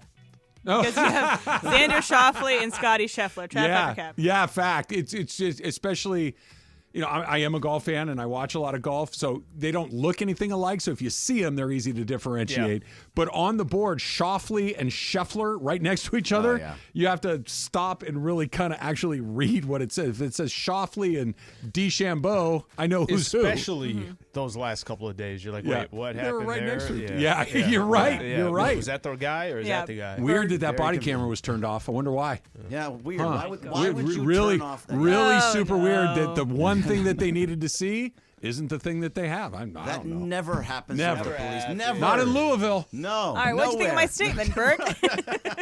Yeah, it's fact. I mean, it's very difficult to tell the difference between the two. I'm with them. Oh. Fact, 100% in on that. And I don't know if you're going to have a factor cap about body cams, but we keep going. Fact, yes, on this. And Jorge? Fact, as a ESL person, English second language, I had trouble with words like her hair. If you say them together, like her hair, her hair. I her have hair trouble saying smells it. beautiful. Jeez, exactly. I can't say it like that. Especially for me, I have to overthink about saying Xander Schauffele as opposed to saying Scotty Scheffler. I just have to, again, the S's are hard for me. My intra-squad scrimmage is really hard for me to say. We've all got them. All right, so last night was an incredibly exciting game between the Celtics and the Pacers, and I know that not everybody was happy with the result because the Celtics won. But this is the tying shot that Mike Breen called, and it is a double bang, and so I'm going to play it for you right here. Foul. They get free. Throw it in the corner. Brown fakes, fires up the three. Bang! Bang! Jaylen Brown knocks down the three to tie the game. Timeout, Indiana. All right. This is the second double bang of this playoffs. Mike Breen is too aware of the power of the double bang. Berg, factor cap. Oh, this is very much fact. He knows when, and he uses it in the right spots. Only in the right spots. That was a double bang. Twice in two playoffs. That in was the same double. playoff. That was double was bang. the first double bang? It was the Knicks and the 76ers when that whole crazy thing happened. Was it Tyrese Maxey? No. No. It was the one that where the mix. Was it DiVincenzo? That was it. It was DiVincenzo. Yes. DiVincenzo when they lost the ball on the sideline, he got it back to him and hit it. Because Maxey tied it up too with one of those. Right. Yeah, okay. And then there was a whole bunch of things. He knows when to use it. Those were both double bang worthy, and I will stick to that. Okay. All right, Al. Fact, he does know the power of the double bang. Here's my question. Will we ever get a triple bang? Will that ever happen? Yeah. And out of nowhere, here comes a third. I think we'd all lose it. He knows what he's doing. Obviously, the stakes yesterday, especially because the Pacers looked like the game was over. He hits a shot, sends it out. Once you go to overtime, you knew that game was done. Yep. Certain times you use it. If he's using it in the first quarter, it's 6 minutes left to go, and the score is 17-13. Probably don't need a double bang there. That's the time to use it. Yes. Trev? Fact. He too aware. He's fully aware of what he's doing. He's the reason he's been the voice of the NBA for what's going on 20-plus years now, right? He's been doing. Those guys that get those jobs are so good at what they do. Yeah, no disrespect from my end. No, I know there isn't, but they are keenly aware of what they were doing at all times. That's why they have those jobs, is because they don't get caught flat-footed. They don't get caught without the right thing to say at the right time. That Mike Breen knows exactly what he's saying, exactly when he's saying it. And when it's unscripted, they're great, right? Like when there's just a moment happening that you're not ready for. Harlan does that all the time. For sure, but they are also prepared for the unpreparable. Yep. That I know where to get my voice. I know when to lay out. I know when to go super big, and they always leave just a little bit of room to go to that next spot. It's an amazing art form, and people that do it well are geniuses. Jorge? He is aware of it, and you guys said that he's done it 8 times in his whole career, something like that. Yeah, that. well, So now he's going more to start doing times. it more often. Yeah. Well, I don't know if he'll do it more often. I mean, it has to be a worthy event. Yeah. The Knicks 76ers one was absolutely worthy of a double agree. bang. Sure. And this one too. This was they were done. The Celtics were done. Oh, you're so tough. That's awesome. I also don't think you can talk about it later, but you couldn't foul in Yes, that you situation. can. You Yeah. can't foul in that situation. Switch on a screen and You foul couldn't. right when he gets the ball. When he gets the ball, Siakam didn't have a chance to foul him. He would have still hit the shot, and he would have made it. Would have been a half lose. hour. That was terrible. Pacers, dumb freaking. We can get to that. We can get to that later. Sorry. So Mason Wynn, who plays for the Cardinals, also spelled Mason the weirdest way possible. That's how you say it, right? How do they Mason? spell it? It's Masyn. So there it is. Masyn. But anyway, Masin? It's just Masyn, yeah. unnecessary is what it You is. look like you just got to migrate. It's Parents that think they're clever. We've just letters don't mean anything anymore. Just why not spell Mason with an exclamation point and a 6 and a P. Like what difference does it for make? the A? What difference does it make anymore? If we're just gonna do whatever we want, whenever so we want sorry. to do it, it's just insane to me. He spells it with an underscore. Oh man. Okay, I'm sorry. Didn't mean to Letters bring that have up. meanings. sound If you is the put them in underscore. certain orders, they make certain sounds. We've all agreed on these that's until good. least recently. Mason with Why a was a question mark? Mason with a cash symbol instead of the S. Yep. Mace So- money on. The Cardinals released their City Connect uniforms, which they have. It's red and it just says the Lou instead of saying Cardinals. The like it Lou? typically does. Yes, like Like the toilet?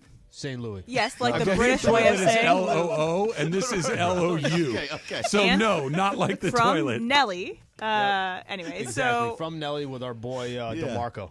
I don't know if you guys have seen it, but it doesn't really matter. But I'm going to play the.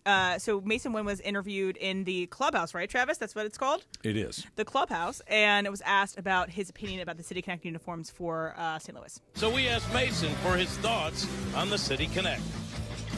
Honest opinion. Their City Connects, yeah, that's for sure. And that was the end of the clip, and then he went back to the definitely hates news. It's they are City Connects. So this is a masterclass in deflection. Berg, Petra Cap. Cap, because he didn't. I mean, it's not really. He was calm, like he was stumbling over it. You knew he didn't like it, and just to say they are City Connects, yes. I don't know. That's not a masterclass, but it was a deflection for sure. All right, Al. Fact. I mean, he's trying to be respectful. He's trying to be. He doesn't want to give. If you told him, "Hey, nobody's going to hear this. Say whatever you want," he would say whatever he wants, and he clearly would not feel. Would not like what the City Connects look like. I So think he just a master class would have been more like, hey, these are City Connects jerseys, and I think a lot of people like them. They're going to sell a lot of money, and people are going to be excited about it. That's more of a master class to me. Trav?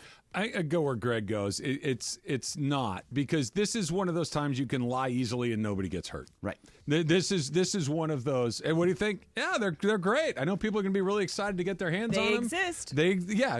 But exist.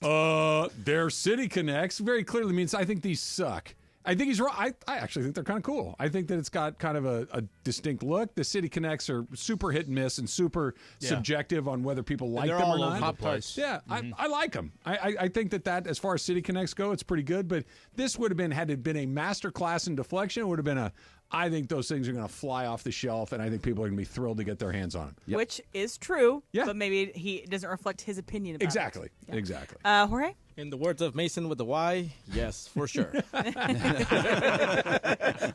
Or yes with a Q. Yes, with a Q.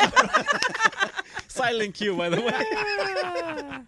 All right, I got one more for you guys. So tonight is the season finale of season 46 of Survivor, and I know you guys are not Survivor fans. Don't spoil it. I'm not going to spoil it because I haven't seen it yet, so I have no idea what happens. But I think you guys know the basics of how the show goes, but I will explain it at the final tribal. It's 3 people, and basically the people who voted them off are the people that are deciding whether they get $1 million or not. So you don't want to burn too many bridges. You might tick people off, and you can be mad if you're on the jury, okay, who decides the 3 people that win. So put yourself in a situation. You got to the end, and you're trying to convince these people to vote for you. you think that you could forgive somebody for voting you out of a game. Okay, so if someone stabs you in the back, and then you can vote for them to win $1 million. You think you could forgive somebody for voting you out of the game. Alf after Cap. And do you need to be more clear? Are you a understand? vengeful person? Is there you said there's $1 million on the line here? A what? $1 million on the line, you said? Yes. So the people who were voted out are the people that decide who gets the $1 million. So you think you could be on the jury and give someone who stabbed you in the back $1 million with your vote? I think I lean towards me not knowing much about the show. I think I'm going to lean towards Cap. I think if I got stabbed in the back, it's very difficult for me then to just pretend like that didn't happen. So I go Cap on that. Trav?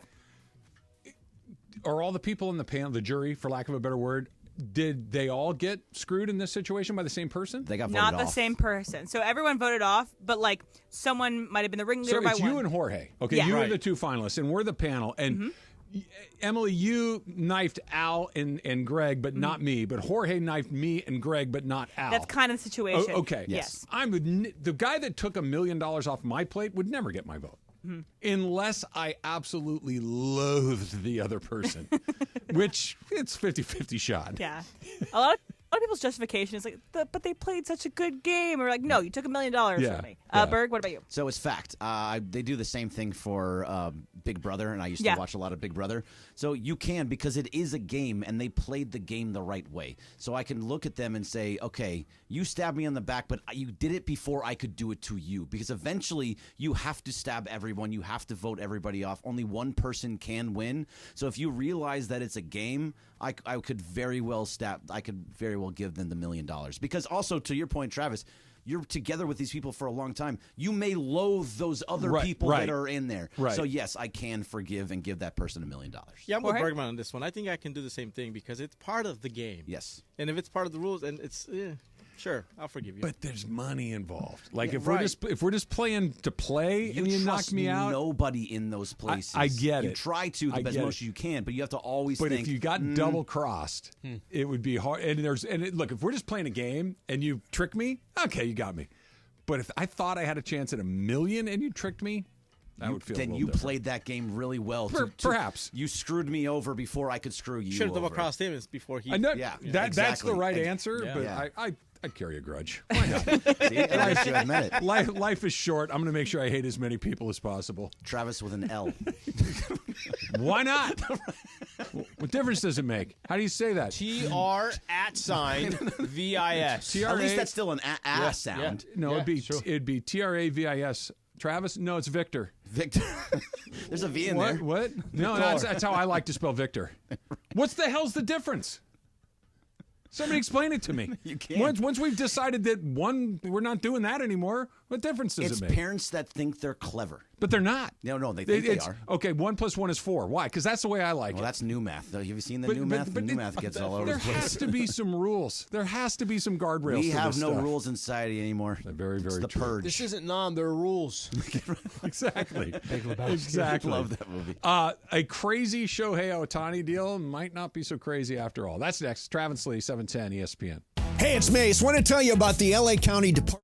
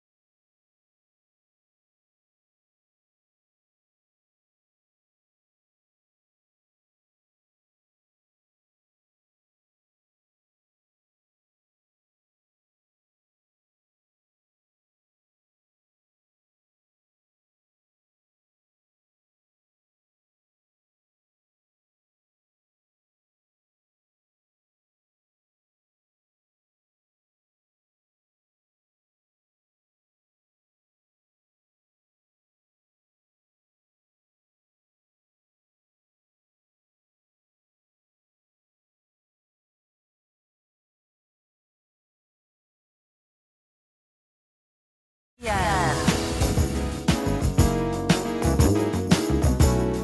know this one. Yeah. So number 6 on the album is Stevie Wonder from Apple's Top 100 Albums of All Time. And this is his album, Songs in the Key of Life, which is he won Album of the Year at the Grammys for that and is the best-selling and most critically acclaimed album in his career. And this song is played at every wedding. Yes. And it's very sweet, though, at every wedding, I think at least. When was this album released? This album was released on September 28th, 1976. Okay. Oddly, I have like a recollection of this being played in my house as a kid. Like my mom and dad must have had the record because in 1976 I was 5 years old. Yeah. But I remember. Were this your parents almost never? Okay, so this is. I think a lot of this comes down to that as well. Like I have a good buddy of mine where his family had played records. Yeah. All the time growing up, and very eclectic, right? Music from every generation. This played a lot of that, and that continued in his life. He does that with his kids. Yeah. I think there is a little bit of if you there didn't were hear it. 2 things on in my house every day. The news and sports. And they'd watch TV shows and stuff, but when we'd watch the news at night and you'd watch the game at night. Guess what's on in my house? News and sports. Do you watch a lot of news? Yeah. I don't watch that much news. I do. I wouldn't say I watch it every day. I watch it. I read it or watch it most every day. Yeah. And listen to Stevie Wonder records. I don't know how people are taking the list. I don't know. People are usually very lists that come out. A lot of them, I feel like, come out because it's going to create controversy and how's this down there. So far, I got to imagine nobody's complaining about what's already been played. It's pretty universally, at least on my side of Twitter, it's been very accepted. I think in a world where not. Yeah. We're in a world where people are just looking to complain and it's not typically accepted. Yeah. That says a lot. I think it goes a long way that they did not do as many, like, quote-unquote pandering picks in the top 10. For what would a pandering pick have been? And I think it does not deserve to be in the top 10 if they put a Taylor Swift album in the top 10. They did? They did not. They did not. And that's, I think, why it didn't deserve. I don't think that Taylor Swift's albums are in the top 10 albums of all time. So I think if that happened, it would have been an uproar. hell. People have been like, "This is so pandering." Blah blah blah. She doesn't deserve it. That's so refreshing to hear. Cut that, please. No, Emily just the fact that she just admitted that. I'm That's good. self-aware. I talked about Tortured Poets Department. I didn't like Tortured Poets Department. I'm self-aware Taylor Swift fan. I'm a fan, but I know so where she is. Popular that I would not have been surprised. I guess I'm. Yeah. Did she make it to the top 100 at least? She was in the top 20, one album, 1989. Shots fired, whore. No, I'm asking. No, seriously. And that's okay. She hit the top 500, or no? If she hadn't made it, I'd be fine too. No. If it's Emily's top albums of all time, she's gonna land on there, but it's not Emily's. What's your phrase, Em? Cool, not sure. cool. Go off, King. Sure. That's it. I keep wanting to think it's cool. It's not cool. Sure. Great. Go off, King. Sure. None of my business. Just leave it at that. Timon. This is it. Bob Nightingale covers Major League Baseball for USA Today. He wrote the following. Okay. If the Los Angeles Dodgers ask Shohei Otani to give up pitching and be an everyday outfielder in the future, 2 persons familiar with Otani's thinking say he'd likely be amenable. Otani obviously loves hitting and is perhaps the best in the game to do it, but those close to him say that he does not have the same passion for pitching as hitting. He does both simply because he can. That's super interesting to me. The Dodgers are 1,000% going to have Shohei Otani pitch next season, assuming he's healthy. Yep. That the second he's physically capable of taking the mound again, he will. And I think that they will try to make him a two-way guy for as long as humanly possible. But I think this is a really interesting little glimpse into it's not forever. The plan is not for him to forever be a two-way guy. That the days of him being the designated hitter and taking 20 or 25 starts on the mound are we've probably seen more of it in the rearview mirror than we're seeing out of the windshield. And I think it's painfully obvious why. We'll do that when we come back. It's Trav Sli, 710 ESPN. Most people don't think about a lawyer till the cuffs go on.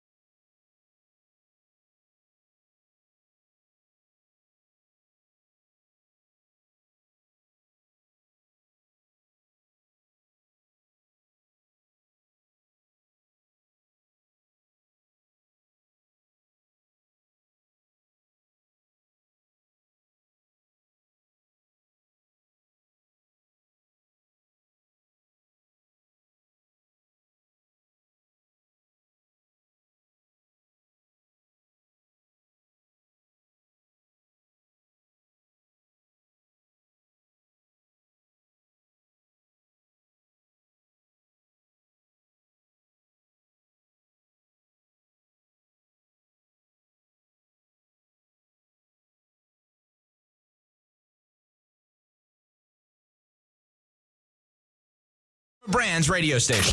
It's Travis Rogers, Alan Sliwa. Day has the same person dropped off food at your house twice in one day. I don't know. Great question. Travis and Sliwa. On 710 ESPN. We have entered the top 5 of Apple's top 100 albums of all time. It is also the youngest album in the top 10. Oh. It's Blonde from Frank Ocean. I recently did a long walk and went through the entire album, and it was like a beautiful way to spend my time. This album is gorgeous. It features like vocals from Andre 3000, from Beyonce, from a bunch of other really talented artists. And the Had you already listened to Locked On Rams? Yeah, I had. I listened. I went out and I listened to Locked On Rams. Coming back, I listened to Blonde by Frank Ocean. But this album came out in 2016. Get Hoops Talking at all? Did you get that? Did you have that on YouTube? I listened to that on 2x speed. Okay. So 2x speed. after that, I was good to go. Any other day, right? Yeah, any other day. I know Frank Ocean. You do? I do. Do your kids listen to Frank? Kelly's got a Frank Ocean T-shirt. Amazing. So it's probably honestly this album. Could because be. the album cover is him with his hand in his face. It is that. So, I forgot his yeah. first. I haven't listened to Frank Ocean in a while. Was it his first album? He had a. I'm trying to kind Channel of draw Orange? back. Maybe it's Channel Orange. I That's can't an remember what it orange is. cover. Okay. Yeah, it might have been that. Well, when you just said you know Frank Ocean, the way you said that, how stupid is this? I thought you made it sound like you know him personally. You're like, I know Frank Ocean. Yeah, me and Frank are buddies. We play golf together. What the hell did this He guy comes over to become? the house and we watch TV. Yeah. I mixed We're in his last album. We're in the same book club. Yeah. We hang out. But if I suggest any album to somebody, I typically suggest Blonde by Frank Ocean. So we got 3 hip hop / R&B in the top, or from 10 to 5. Yeah. So far, we have 3. Yeah. We have a couple more coming. Okay. Frank Ocean, my buddy. That's your guy. Your best buddy, Frank That's your Ocean. guy. The fact that somebody close to Otani said, yeah, he pitches because he can, but he loves to hit. He pitches because he can, or at least that surprises me. I didn't know that. I know I didn't know that, but that surprised me to hear that, because I think what's made, if Shohei Otani was just a bat, and he was just a bat with the Angels, I'm not telling you that he's not an unbelievable bat. What I'm saying is what's made Shohei Otani this just unbelievable athlete that we've never seen is because I always go back to this because it's the best example when I explain Shohei Otani. Last year there was a game with the Angels. It was a doubleheader. In the first game he struck out 10 or 11, whatever it was. Didn't give up a run. I think pitched 8 innings. In the second game he hit 2 home runs. Mm-hmm. That's Little League. Come on, guys. That doesn't happen. That's what's made Shohei Otani as brilliant as he is because he's got the ability to not just do one, not just do both. We've talked about, is Shohei going to change the game to where now you have a guy that is a pitcher like Tony Gonsolin, but also can be at the plate and, I don't know, give me a comp of a player that is pretty good, not great. Max Muncy? Okay, let's just use that as an example. Instead, Shohei is leading the majors in, a lot of these stats from a batting perspective, and also one of the best pitchers in baseball, which is why you kind of add up the 700 mil. That surprises me that he would be okay, at least reportedly, with giving up. I think he's made his point. And it's so hard to do what he's done. The reason that we've had 135 years or so of Major League Baseball is because, and we've never really seen this, is because it's that hard to do. Everybody talks about Babe Ruth, right? Well, Babe Ruth did it, and he did for one season. There was really only one season where Babe Ruth was a full-time pitcher and a full-time outfielder in hitting on a regular basis. And Ruth was talking about, it's too hard. There's not enough time. And again, Ruth was living a very different lifestyle than Otani is. But the level of, and he didn't just pull it off for a year. Shohei Otani was a two-way guy for 5 years in the major leagues, and an incredibly successful two-way guy for 5 years. He's going to be a successful two-way guy again. He will pitch next year. I believe he'll pitch the year after that. The question is, and you're starting to get a glimpse of it right now. You mentioned Little League a second ago. He did Little League, last night. He had a double, yep, a single, scored 2 runs, drove in a run, and stole 2 bases. He's laughing while he's doing it. That is Little League. That is Little League. It's literally easy for him. Like, you watch a guy play like a really good player like Freddie Freeman. Freddie Freeman's terrific. We'll talk about him in a second. Baseball doesn't look easy to Freddie Freeman. It looks like he's working his ass off to do all the. Shohei's up there just like, dude, I'm just so much better at this than the rest of you. Like, this just comes very easily to me. I know he works hard. But you're getting your first real glimpse of a guy, and I know there was a season early in his career with Anaheim where he only hit because he had his first surgery. He was new to the major leagues. He was new to this country. He's been here a while. He knows the pitchers. He knows the ballparks. He knows the umpires. Like, there's no mystery anymore. It's just a matter of fine-tuning his craft. Well, you're getting a look at a guy who's doing things this year with the bat that even by Otani standards are off the charts. He leads baseball in basically everything. In OPS, in batting average. He's near the top in home runs. He's got 13 stolen bases already. This is literally Barry Bonds kind of stuff, minus the ridiculous home run totals. He's the guy to come in. He's must-see TV every single time. So the question becomes, as the pitching becomes more and more, like you were saying, Al, more and more like league average, and he's still way above league average right now, so we're not there, but as it gets closer, what does the offense do? Because we've seen what full-time offense, is it better to have Barry Bonds, or is it better to have a combo Tony Gonsolin and Max Muncy? That's what you're going to have to figure out at some point, and I don't think it's Barry Bonds, right? Isn't it clear that you'd rather have that? So here's where it's so different with the Angels and where it is with the Dodgers, because ultimately, why did Shohei Otani pick the Dodgers? He picked the Dodgers because he thought, this is my best chance to not win a World Series or not just make the postseason. Shohei signed a 10-year deal with the Dodgers. If I told you 10 years or 9.5 years from now, the Dodgers won one World Series with Shohei Otani, I'd be a little surprised. I'd be like, one. But this is baseball. Dodgers haven't won a World Series. Ted Williams won 0.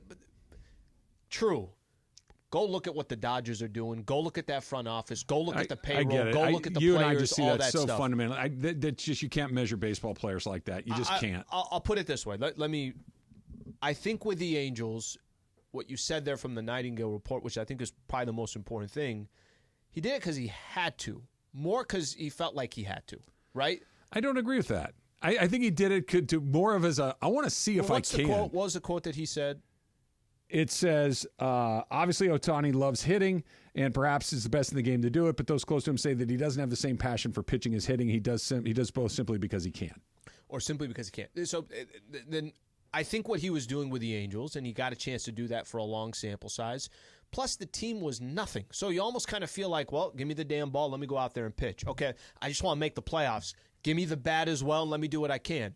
Now, he's got the ability to do it, and he was great at doing it with the Dodgers in 3 years from now, if he's pitched for a couple of years, and the Dodgers have, Shohei, we know you kind of want to pitch. We're stacked here. We're good. Your bat is more important to us than your arm. That gives us a better chance of winning a World Series. Maybe his strategy changes as well. Yeah, I bet you by the 5th year of that contract, he's an offensive player. And that's fine. That's not a failure on anybody's part. That's just kind of the calculus of they're going to run him out there again for sure. He's still terrific. Mm-hmm. But as that starts to wane and the offense, and you're getting a really good look. Like, let's say the offense was exactly what it looked like when he was doing both. Okay. Then you're like, just pitch. It's the same. It doesn't affect his offense at all. Clearly taking the ball every 5th day has minimized his offense to a degree. It hasn't cratered it, obviously. Sure. But this is his best offensive season ever. Yeah. Like this is his best year ever. I would think it's hard to say, oh, it's just a coincidence. He doesn't have to worry about the other full-time job. Let's say he comes back. Let's put it this way. Let's say he comes back and he starts pitching again. He's still really damn good. Yeah. And you're looking at that, you're like, what the hell? You got Glass now, Yamamoto, you got Shohei, and Buehler. We'll see Buehler next year, right? He's going to go try to get paid and probably end up on a different team. You think it's just as simple, he'll do it for as long as he can do it for? Until he's not one of the best at it. As in, he'll do it till as effective as he is. Does it become a conversation? He is pitching every fifth day, they're handing him the ball. Yeah. But now his offensive numbers are. I mean, hell, we were talking about this with Mookie. Yeah. Just taking Mookie from right to short or to second. Okay, how much of an effect is that going to have? Can I ask you guys a question? I'm too deep into this pool to see anything objectively anymore. I'm so damaged and everything else when it comes to Dodger baseball that I cannot see the forest through the trees. Every time Mookie makes a play at shortstop, does he not just look relieved to you? Like when he would do something in right field, he'd make a great play in right field, or even at second base. It's just like Mookie's like strutting around. He's got some swag. It's like, this is what I do, man. And at shortstop, when he makes a play, it's like, okay, I made it. Sure. Like, am I wrong? No, I don't think you're wrong. I think there's a little bit of that. There's a little bit of that.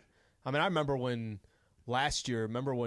the conversation was first coming up where he was like, yeah, I'd love to play in the infield. What the hell are you talking about? You're the best right fielder in baseball. 6-time Gold Glover. Why the hell would you be leaving right field because you want more action? But he didn't look overwhelmed at second base. Like at second base, he seemed like he was comfortable, like he expected to play really well. And it just seems like he has this weight on his shoulders of trying. And again, by the way, that makes sense. Of course it does. And I think you can tell that to answer your question. Hey, what's the hardest position in baseball to learn? Catching. Okay, take that off the table. What's next? Shortstop. All right, how about you do 10 years in the major leagues, and then we'll put you over there. And, oh, by the way, we're not going to do it on the Chicago White Sox. You're going to do it on the L.A. Dodgers, team that's expected to win 100-plus games, team that's expected to win the World Series. Oh, and by the way, we're not even going to tell you until about 2 weeks before the season starts.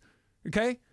And that he's getting by is extraordinary, but it really does feel like he's just like, whoo, made it through another day. May survive. He's the SpongeBob meme, just leaning against the rock.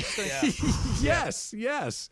And then there's the Freddie piece of all of it. He's relieved. Mookie's offense has been, again, much like we were talking about Otani, Mookie's offense he's still, one of the best players in baseball. Mm-hmm. This is me being paranoid. And this is me watching too much Dodger baseball.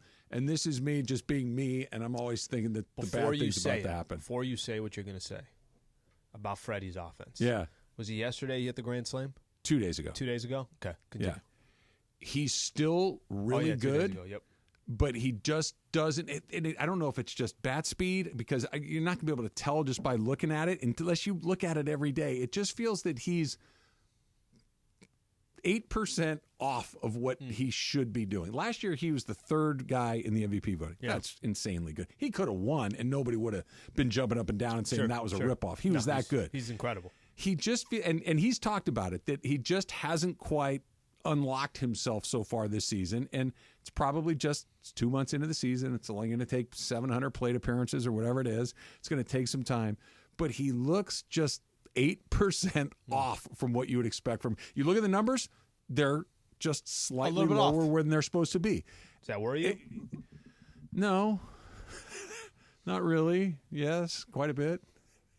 I don't know. So many of these guys can go so under the radar right now because of Shohei, right? That you say it's a video game and everything else, and Teoscar's having a good season, right? There's Dodgers are going to win 2 of every 3 games, something along those lines, whatever it is, right? Yeah. So even if something like that is happening, you notice it because you're watching every single game. This is something that you do. Freddie Freeman is such a unbelievable player, but he's also probably a week or 2 weeks away from having, hey, Freddie's on a heater right now, and then all those numbers are exactly well, that. He's an A+ player, right? So he's an A+ player. When all of a sudden an A+ player gives you a B+ 2 months in a row, you're like, hey, what's going on? Well, there's nothing wrong with the B+. It's just you're an A+. Would it be louder? Simply put, it's louder if Shohei's not on the Dodgers. Yeah. I think so, because it's getting a little attention now. Like Shohei got a big hit last night to bring in a run. They ended up Michael Grove gave up a big home run. Mm-hmm. But when Otani got the hit, it was like, okay, cool. Because when Freddie comes up, it's like, yeah, I think he's got a chance. But with Otani, it's like, oh no, he's gonna do something here. Mm-hmm. And it's just that little subtle difference that makes sense. I don't know. Their baseball's weird. There's too many great, variables, phenomenal, freaky guys. Did you guys see O'Neal Cruz last night? The hell was that? So O'Neal Cruz, for people that don't know, is the shortstop of the Pittsburgh Pirates, and by the way, this is a week after Paul Skeens just lit it up. So anyway. He's on the list too. Oneil Cruz, I believe, is 6'7". He's the shortstop. He throws 100 miles an hour from shortstop to first base. He's got that kind of arm.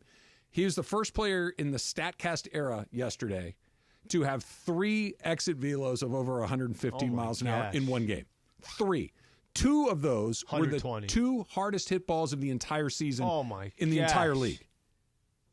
3. I mean, and he's 6'7" and plays short. You watch Otani every night. He's 6'4" and he pitches and hits 50 home runs. Ellie De La Cruz, I don't know what planet that guy's from, but that doesn't make any sense to me. He's 6'5" or 6" or whatever he is. He's the fastest guy in baseball, and he hits 900-foot home runs. Paul Skeens, that Em just mentioned, he threw 25 out of his 60 pitches over 100 miles an hour. No one got a hit off him, and everyone's like, yeah, it's pretty good. What's happening? Where are these people coming from? Could it be this, that I'm not saying that baseball players weren't in shape before. I'm not saying that, but you almost kind of notice it in golf when Tiger came up.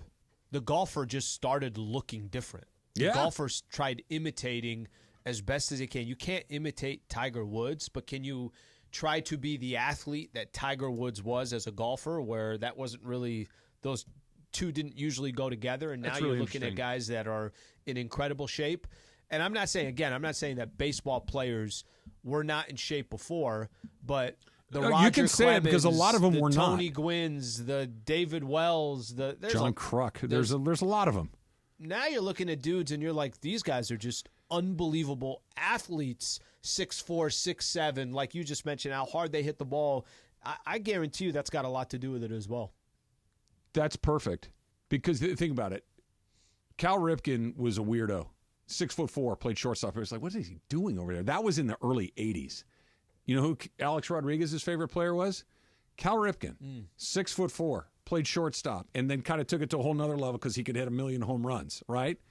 Well, now look at who's coming. Now they're 6'6", 6'7". They're all playing shortstop. And before you'd stick that guy in right field, you'd stick him at first base. And it's like once it's been unlocked, like Tiger said, it got in great shape. And the John Daly's and, I don't know. Phil Mickelson. Phil Mickelson got on Ozempic, and he looks different. A big part of his career. He changed the way that he looked. Like, it's that evolution. I don't know where Oneil Cruz and Ellie De La Cruz and Otani and these guys have come from. I'm not talking like country of origin. I'm talking planet of origin. World? Yeah. They're extraordinary. 3 balls over 115. Stupid. Speaking of guys from other planets, Aaron Donald still has a locker. That's next. It's Trav Sli, 710 ESPN. All right, we got to talk about Pizza Hut here. We're introducing the My Hut box from Pizza Hut. All right, so check this out. The ultimate customizable combo meal, perfect to enjoy on the go. Your choice of a 2-item personal pan pizza or melt, so you pick between the two, with a side of wings or fries, and it's starting at just $7.99. Again, your choice of a 2-item personal pan pizza or melts with a side of wings or fries starting at just $7.99. Order the My Hut box right now on the Pizza Hut app or at pizzahut.com. Breaking news in the Southland.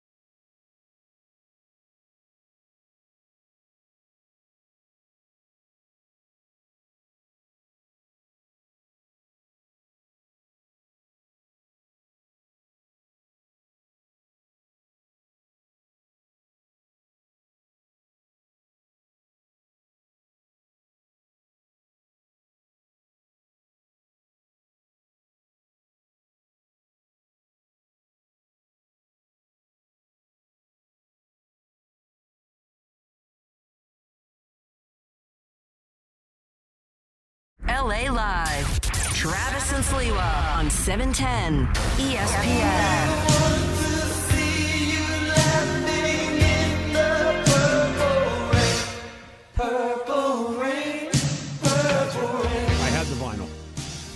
Yeah, I believe he's on a motorcycle on the cover of the album. He is. Yeah. This is number 4 on Apple's Top 100 Albums of All Time.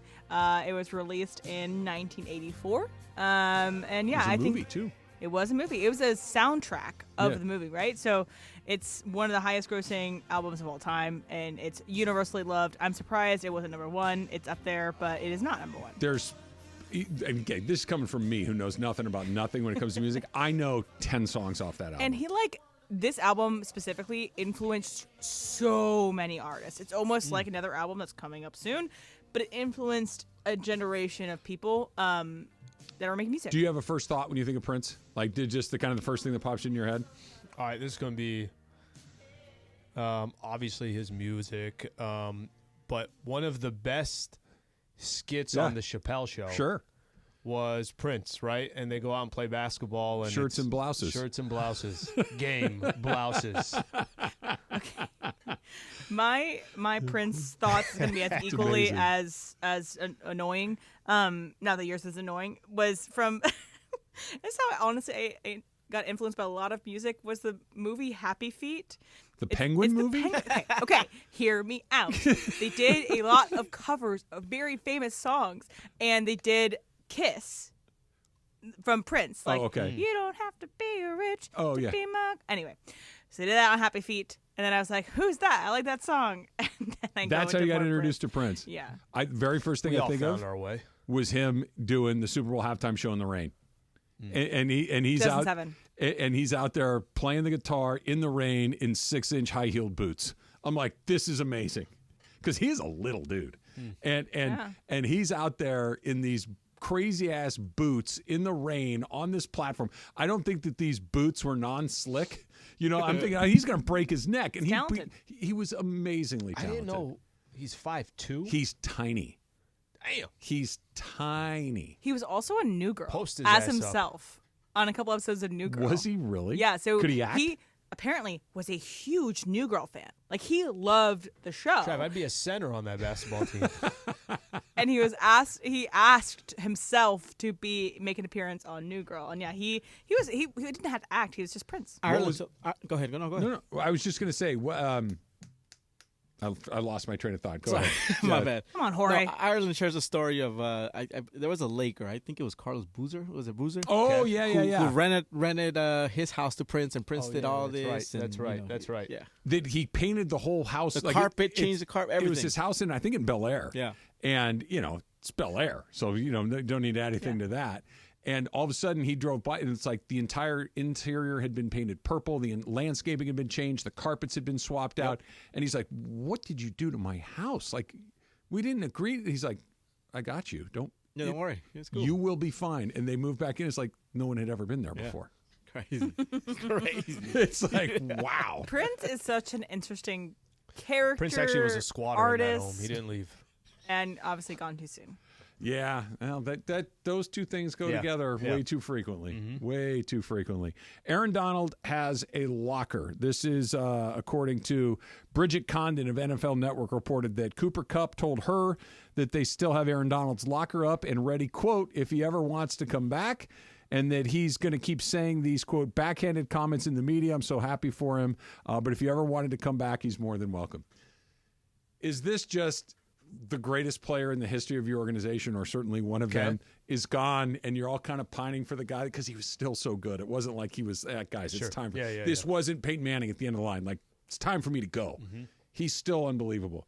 Or Les Snead smoke signal, this smoke signal, just that it was, at least from our perspective, maybe the Rams had a little bit more lead time, a fairly abrupt decision to retire from the NFL.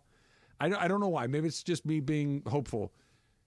I think there's a chance. Now, I wouldn't say it's 50-50, but I would put it at 1 in 5 or 1 in 10 that he plays football next year. What did you say? And I think you did this early on. And maybe those were the same. But I think, did you say like a 5% chance? Yeah, something like that? Yeah, there's 1 in 20. I'll be honest with you. If Snead is nobody is, unless Aaron Donald came out and it was, let's call it 8 games into the season, and there was still more conversation. The defense is struggling, blah, blah, blah, and there's still more conversation. Maybe Aaron Donald comes back.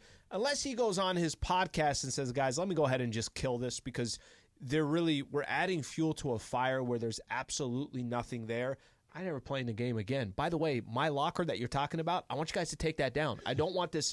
Don't leave false hope there that's not true. I'm not coming. Until I hear that from him, I would probably go even a little higher than 5%. I really would. He doesn't have a job in the media coming up. He's not going to be on NFL Network. He's not going to be, on calling games. Yeah, exactly. He's right now. I'm assuming he's probably taking care of his children, and he might be coaching at high school. Here, what do we know? What do we know for sure about this man? We know that he keeps himself in exquisite physical condition. Yep. Okay. Him or me? Him. Okay. We know that he loves football. Yep. Like he likes the art of playing football. He seemed to love competition. Those things all are going to get sparked up again when games start to happen. Yeah. It might not be August. It may be, I'm so glad I didn't have to go through training camp. It may not be week 5 of the season. But it could be week 10 where it's like, man, I'm feeling good. My body I'm in shape. I'm watching Ram games all weekend. You know what? They don't look terrible, but damn, what the hell would they look like with me? This is on a scale of 1/1,000,000th of what these guys go through. The only thing I miss about playing baseball at the college level, never mind professional. Can I guess?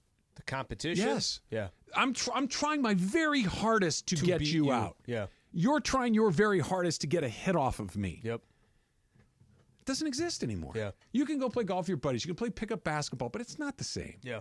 When the scoreboard is on. The juice I used to have at Kennedy Rec. There is nothing like that. There's nothing like the camaraderie that you have in those situations with teammates. That's good. Bus rides, man, all that stuff. You can't recreate it. You can have great days. You can have fun. You can't recreate it. It's gone. Let me give you some. It was, we'll tie this actually back to the Lakers for a quick second. J.J. Redick was asked about, he was on Road Trippin'. That's the Allie Clifton, Richard Jefferson, that podcast that they do. And he was asked about, hey, all this is a couple weeks ago, hey, all this coaching stuff, we're hearing your name thrown out. And he said, basically identically to what you just said, listen, since I stopped playing basketball, this is cool. I get to call the games. I get to sit here in a podcast and call this, call that, whatever. But he said what he misses the most is, I'm trying to beat you. And you can get that in coaching, right? Yeah, sure. Coaching can fulfill that. But a lot of these players that were players at any level, it doesn't matter. Yesterday we're watching Celtics and the Pacers. Carlisle played for the Boston Celtics and was a part of those, championships, whatever the case is. You can get that juice in coaching, but I think what you just said, the greatest of competitors, what the hell do you do? Yes, you're going to go spend time, of course, the family, the kids, that. The problem is with Aaron Donald, he's still at the top of his game. He's still at the top of his craft. That to me is what makes someone like that say, well, what the hell? And listen, maybe come October, this guy's sitting back and saying, I love not playing football. Maybe. That could also be the case. Maybe. But too many little sprinkles and here. And the other part, it's just like, this is why Whitworth was always intriguing. You looked at him like, he's still in really good shape. Like for Whitworth specifically, it's like he actually lost a little bit of weight. He looked really good. You're like, but it wasn't a stretch. It's not like sometimes all of a sudden you turn around and go, oh my gosh, he put on 30 pounds. He looks like he hasn't been in the gym since the day he walked out of the facility. Aaron Donald's not going to look like that. Yeah. He's going to look like the Hulk, just like he always has. And then there's players, Andrew Luck, right? They walked away from the game and didn't want to come back to it. Yes. And again, with the same idea with Don, his was, you never got the sense that his sole purpose in life, and I don't mean this was to play football. Like Aaron, which is okay. I know what you Andrew mean. Luck had a lot of varying interests and a lot of very different things. It was kind of a different stroke, for lack of a better word. And when he left, it was shocking, but it wasn't like, wait, what? And when he left, you're like, yeah, I think he might be gone because he's just a different guy. Aaron Donald's a football player, man. Maybe I'm just, like I said, too far inside because that's what I want to listen, have happen. if Les Snead doesn't say what he does, if Cooper Kupp doesn't say what he does, then I think we're kind of getting further and further from it. But every time every time it comes up again, it's like, no, maybe there is a chance. Hot and cold coming up next. It's Trav Sli, 710 ESPN.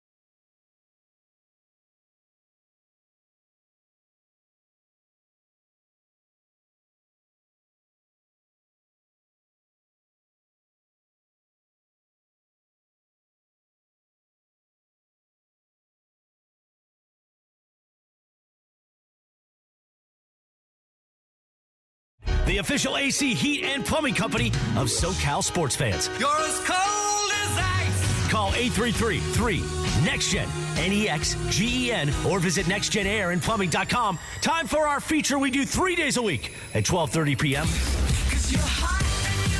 Who's hot? Who's cold? Thanks to NextGen. Boy, time for Who's Hot, Who's Cold. Take it away, Producer M. Boy, we got the top 3 of the Apple's 100 100 albums of all time. I'll reveal that in the dump. But first, we got hot and cold. So hot, I have as Olympic aquatics for 2 reasons. Okay, so first, they have Olympic trials almost every year has been held at in Omaha, Nebraska, at this like big Omaha Aquatic Center. This year, they're going to hold it at Lucas Oil Stadium in Indianapolis. It's where the Colts play. Yeah, which is insane because of how big that place is. It's got to have 70,000 seats. Yeah, they're going to create a pool and 2 pools, actually, both a competition pool and a warm-up pool, and they're going to split it in half. And a jacuzzi. Honestly, they might have a hot slide. This could be a whole kid zone. Raging water park with the squirt guns. I don't know. Raging water. if you guys have seen kind of like sometimes when they do like volleyball tournaments, they'll have like a big sheet dividing the two sides. So a big like sheet dividing the two sides of the arena. Well, they'll have the competition on one side and the warm-up pool on the other.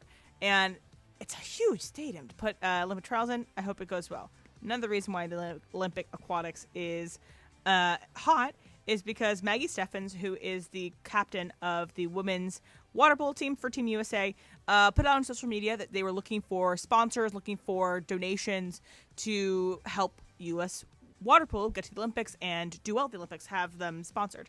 And the person who stepped up to the plate was none other than Flava Flav. That's awesome. And he said as a girl dad, and he wanted to go support them and became the sponsor of the both men's and women's water polo teams to go to Paris this summer. So both these things are very cool. I'm excited to see them out there. I have a lot of questions about this because I assume, correct me if I'm wrong, you're the aquatics correspondent for the Travis Sli show.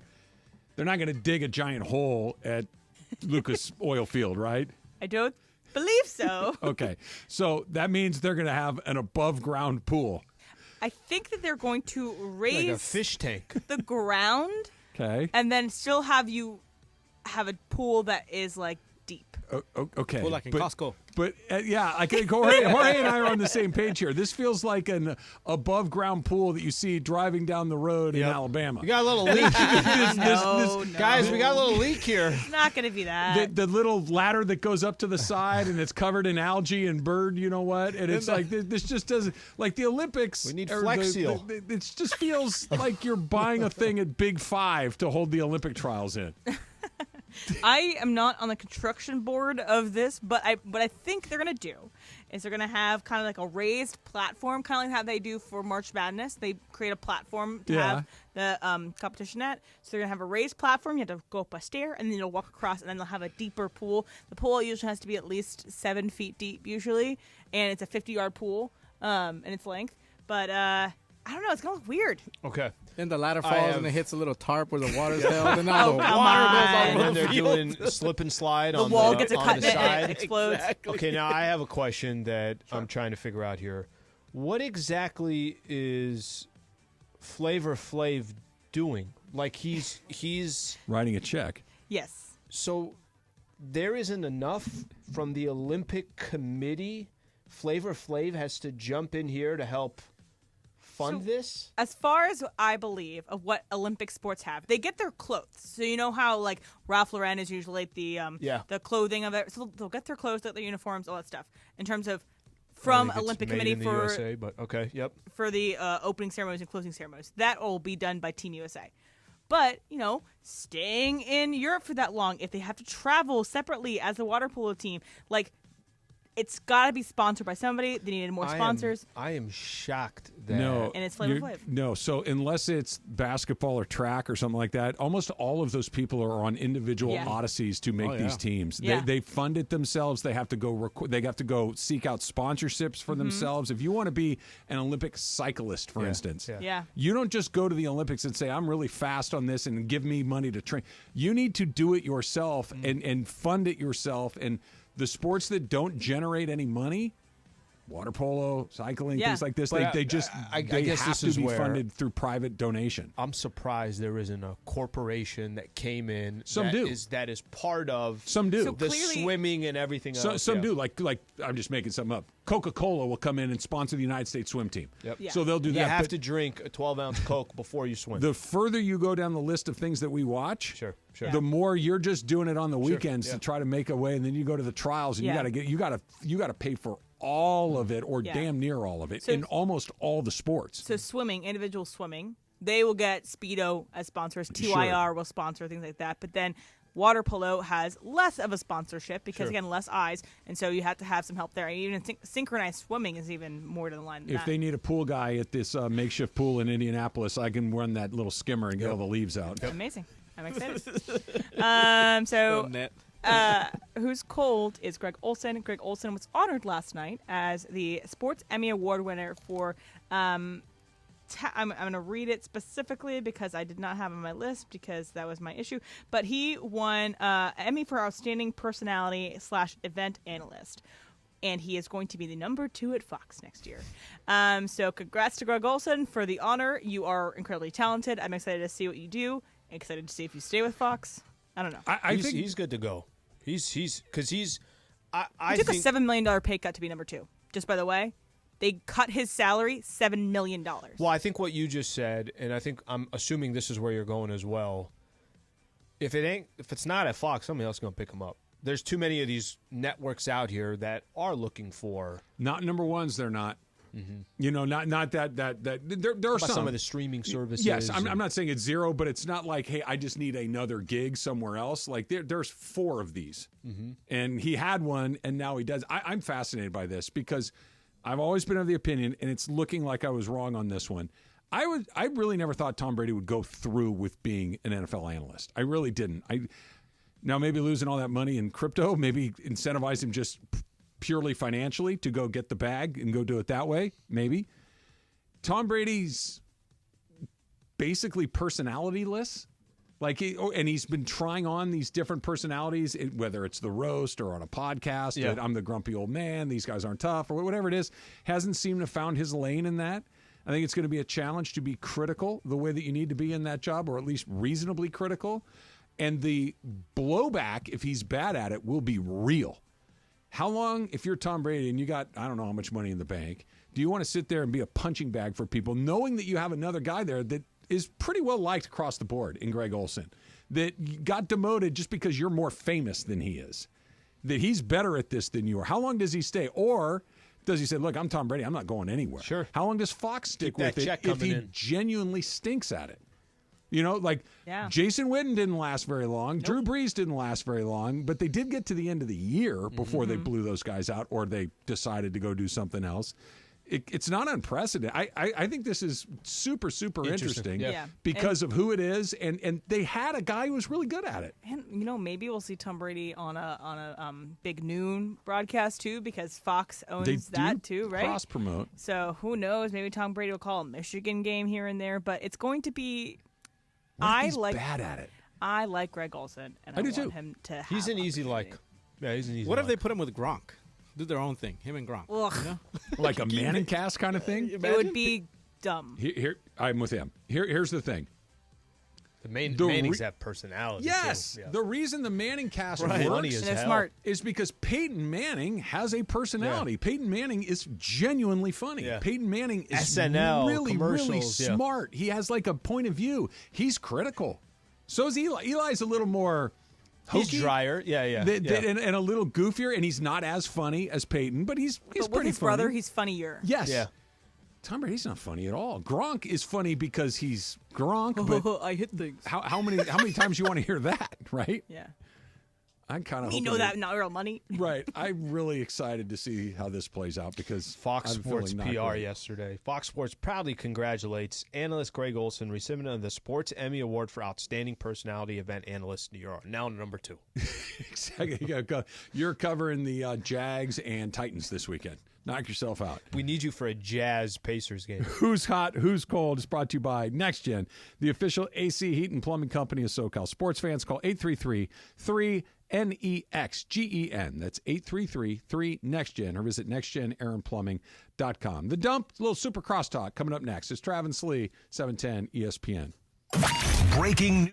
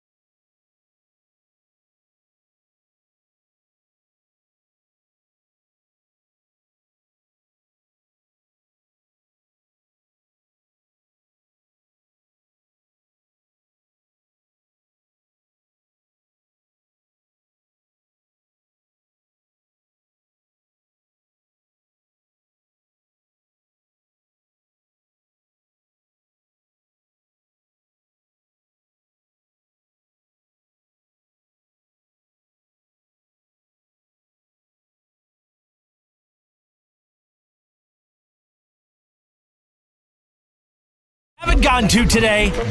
Yes, it's time for the dump. All right, y'all. We are down to the final 3 on the top 100 albums from Apple Music. So far, we've seen number 10, Lemonade. Number 9 from Beyonce. Number 9, Nevermind, Nirvana. 8, Back to Black, Amy Winehouse. 7, Good Kid, Mad City, Kendrick Lamar. 6, Songs in the Key of Life, Stevie Wonder. 5, Blonde by Frank Ocean. 4, Purple Rain by Prince. And so here is number 3, and it's Abbey Road from the Beatles. The iconic... The iconic imagery of this album. Everybody has this album, I feel like. I feel like you can't have just top the one 10 where they're crossing the street? Yeah, Abbey Road. They're crossing Abbey Road. Okay. Sure. Sure. Have you ever Queen. tried? It was actually the crosswalk wasn't even. It wasn't Olympic. Doing it. It wasn't here. Olympic and big. They hit that. Wait.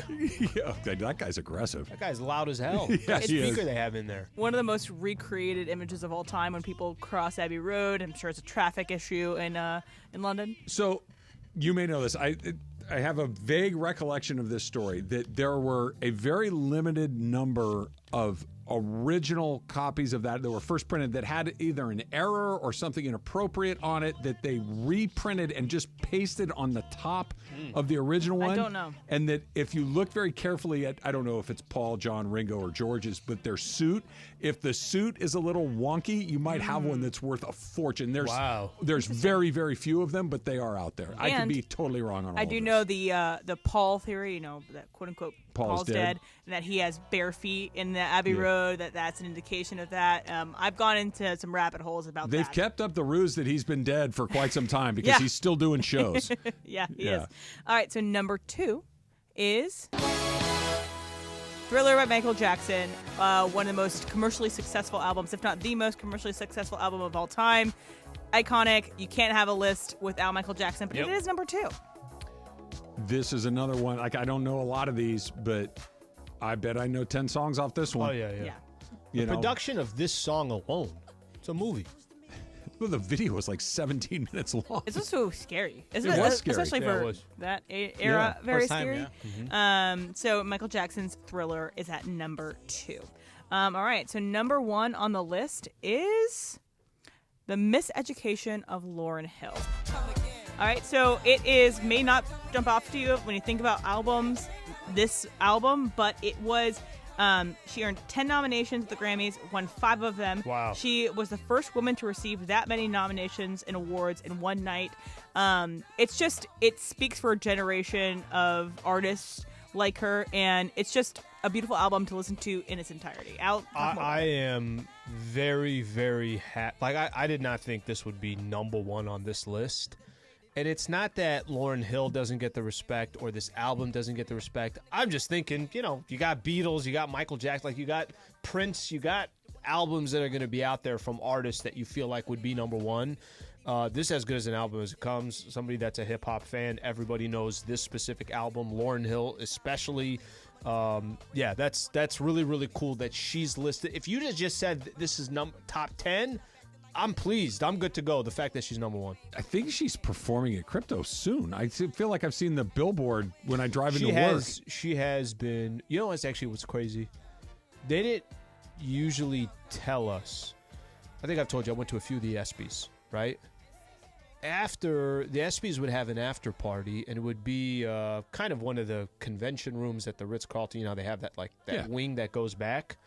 She performed at one of them. Oh, that's cool. And it was like an intimate setting. You're talking about maybe 1,000 people at the most, something along those lines. But yeah, she's probably performed. She has been performing over the last couple of years. She was on the marquee somewhere. It's her only solo studio album. So consider this: you make one solo studio album, and it's the number 1 album of all time. You can ask Lauren. No, I don't know. Sometimes you know stuff. I do not know why she. That maybe seems, someone else does. I don't know. I mean, somebody somewhere is going to make some money off of another one, right? Yeah. Like, what are we waiting for?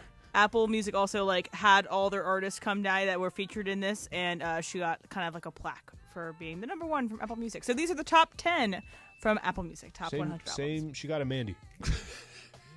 Same thing. It's about the same thing. The NFL is looking to expand to Australia, playing games in Australia, and the Rams may be one of the teams that gets sent there to play. The NFL and the Melbourne Cricket Club, or as they say there, Melbourne Cricket Club, are exploring the possibility of playing a regular season game in Australia in either 2025 or 26. If it comes to fruition, the Rams are believed to be the favorites to play host as the, quote, home team. Discussions are in their early stages, but it is understood that the LA Rams have been slated as the home franchise for what would be a historic occasion in Australia's sports capital. Look, the NFL's trying to take over the world. I don't know if it's going to be success, but clearly the games in London have been a smash success. They wouldn't keep coming back. Over in the States. No, they've got it. I'm really genuinely surprised that we don't have a team in either, or teams in Canada or in Mexico. Those two places are without regular teams because just geographically it makes sense. And every other major sport has them, right? Not in Mexico. Oh, yeah. But I'm thinking, Canada. But Canada has NBA. They have Major League Baseball. They have, obviously, the NHL. But Mexico has hosted NFL games. They've hosted Mexico Major City. League Baseball games, but they have never had a franchise. Jorge, would a team in Mexico City thrive? Absolutely. Yeah. I mean, when they sell out, Azteca Stadium is one of the biggest stadiums there. They sell out when the NFL comes out there. So, it would be a really good idea. Do you remember? I remember at one point, and this was a while back, I remember at one point, there was a conversation around. It was never going to happen. The Chargers. The Chargers, kind of really didn't have a home. It's like, all right, they're leaving San Diego and L.A. Okay, how open would it be there? And why don't you just stick them in Mexico City? It was something along those lines. Maybe that happens. Maybe eventually down the road there will be that expansion. By the way, is this if you're a Rams, I'm not talking about Kroenke. Kroenke, they'll find a way where the money makes sense and all that stuff. Yeah. Do you want this if you're a Rams player, if you're a Rams coaching staff? Do you want? No. You're talking 8,000 miles plus it's a from long way Los away. Angeles. Yeah, no, it doesn't. Unless you did something kind of similar, and I guess you couldn't even do it like that. The Dodgers and the Padres opened in Korea, which is virtually as far, if not farther. John's thought on all that. It's like, how the hell are they doing that? And that's going to affect them for the whole season. But they brought him back and gave him 2 weeks to reacclimate to the North American time zone and everything else. If you obviously you'd probably have Hall of Fame game timing, maybe, but could you ramp them all the way up soon enough and then ramp them down for a month? And that's what I'm saying. That's football. This is so much different than hey, let's throw Darvish out there and Yamamoto. Obviously, you'd have a bye on the backside. Right, but could you give them a bye on the front side and the back side? Or be there for multiple weeks instead of just 1 week like they do with the Jaguars in England? And the reason why there is smoke for this fire is because there are two teams with major marketing holds in Australia, and that's the Eagles and the Rams. And I think that, and we've seen Australian Rams fans come up to us at the pregame shows. It's kind of interesting to see that stakeholder they have there. So I think it's going to happen. They're just going to have to adjust to it. They play in Germany. They're going to play in Brazil this year. They've played in Mexico. They've played in Canada. They've played in the UK. They've played all over the place. Is this the first time in Brazil? It is, right? Yes. Okay. A million years ago, they played, I want to say, preseason games in Japan and or China. It was a long time ago, but they've been to Asia as well. And I know that other soccer clubs will come to the United States and play games here, but those are usually friendlies. They're not actual games that mean something for their regular season. These are regular season games happening in other countries, which is kind of wild for the NFL to do. I don't think you could do a friendly in football. You know what I mean? You're hitting people. It'll be like the turn Pro into Bowl, the Pro right? Bowl. Yeah, it's not competitive. The LA Kings have hired a new coach, Jim Hiller, named the 30th head coach in franchise history. He was the interim head coach during the season. Hockey coaches, like we talk NBA, we talk about all the time. Football coaches get fired. Baseball managers get fired. Hockey coaches are the ones that seem to get fired the most frequently and then go immediately into another job and have a great deal of success. And then they get fired from that job. I believe the guy that's coaching, Peter DeBoer, who coaches, the head coach of the Dallas Stars, is in the conference final for the 5th time in the last 6 years. How many teams? 4 different teams. Oh, my gosh. So, that's just, imagine if Sean... And that's normal for... I think that's an extreme example of it being relatively normal. Yeah. Because this isn't just he's coached 4 teams in 6 years. That's, whatever. But to be in the conference finals... That's incredible. 5 out of 6 years with 4 different teams, that's just weird. Yeah, the NBA, it's always funny to be like... All right, here's this coach and that carousel that's going on. He's a head coach. Now he's going to be an assistant. 2 years, he's going to be a head coach. There's a little bit of that goes on. I think I know the answer to this for you because you like basketball the way that you do, that you'll get pulled into a series where you don't have a rooting interest. And do you find yourself having one the longer it goes? Because here's what I'm getting at. Yeah. Yes, is my answer. The Kings played the Oilers in the first. My team, the Ducks, did not make the playoffs again. They were not in. So I have some buddies that are Kings fans. So I was watching the Kings in the Oilers series because it was a good series and they were invested. So I started watching to talk to them about it. Oilers are really fun to watch. They're really fast. They got a ton of skill. They score a lot of goals. They beat the Kings. They go and win Game 7 on the road in Vancouver last a couple of days ago. Awesome series. They nearly blew a 3-goal lead in the third period. And now I'm kind of in on watching whatever happens to these guys. I have no rooting interest, but I'm super into that series for no good reason other than I stumbled into it from the beginning. I get invested. I find an angle to get invested. Yesterday was an easy one. If you're a Laker fan, you're obviously just hoping for it. Can Boston not get number 18, please? Yeah. But I find myself, let me give you an example. Tonight, Western Conference Finals, Minnesota and Dallas. I'm not sure who I want. I think both stories are kind of interesting, unique, cool. By the time we get to Game 3 or 4, I'll probably be picking one or the other. You know what we should do right now, What should we do? Because John's on Comrex and Mace is here, we should do a little super. Go buy a pool? Go buy an above-ground pool. AM 710 Los Angeles. KRDC AM 1110 Pasadena, Los Angeles.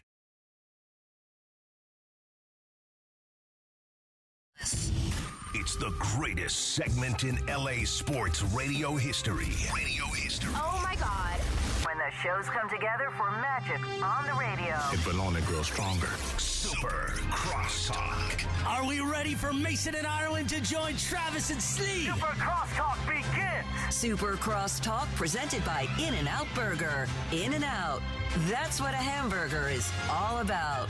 It's time for Super Crosstalk. Woo, woo, woo. John, Yes, how are things in the compound? The compound's good. Still a little rainy, but it's even the rainy days, the skies are spectacular here. So all is well. Have you challenged the Island Green yet? No. I have not touched a club, Trav. I'm trying to get this. Why is that? Why have you not touched a club? I'm because disappointed. every day I have a list of at least 15 things to do. Are they honeydews? Yeah. So what's on the list for today? Fix the Roomba. I was successful. Oh, nice. You know how I fixed it? On off. Right. I called him and said, this isn't working. Send me another one. That's awesome. Okay.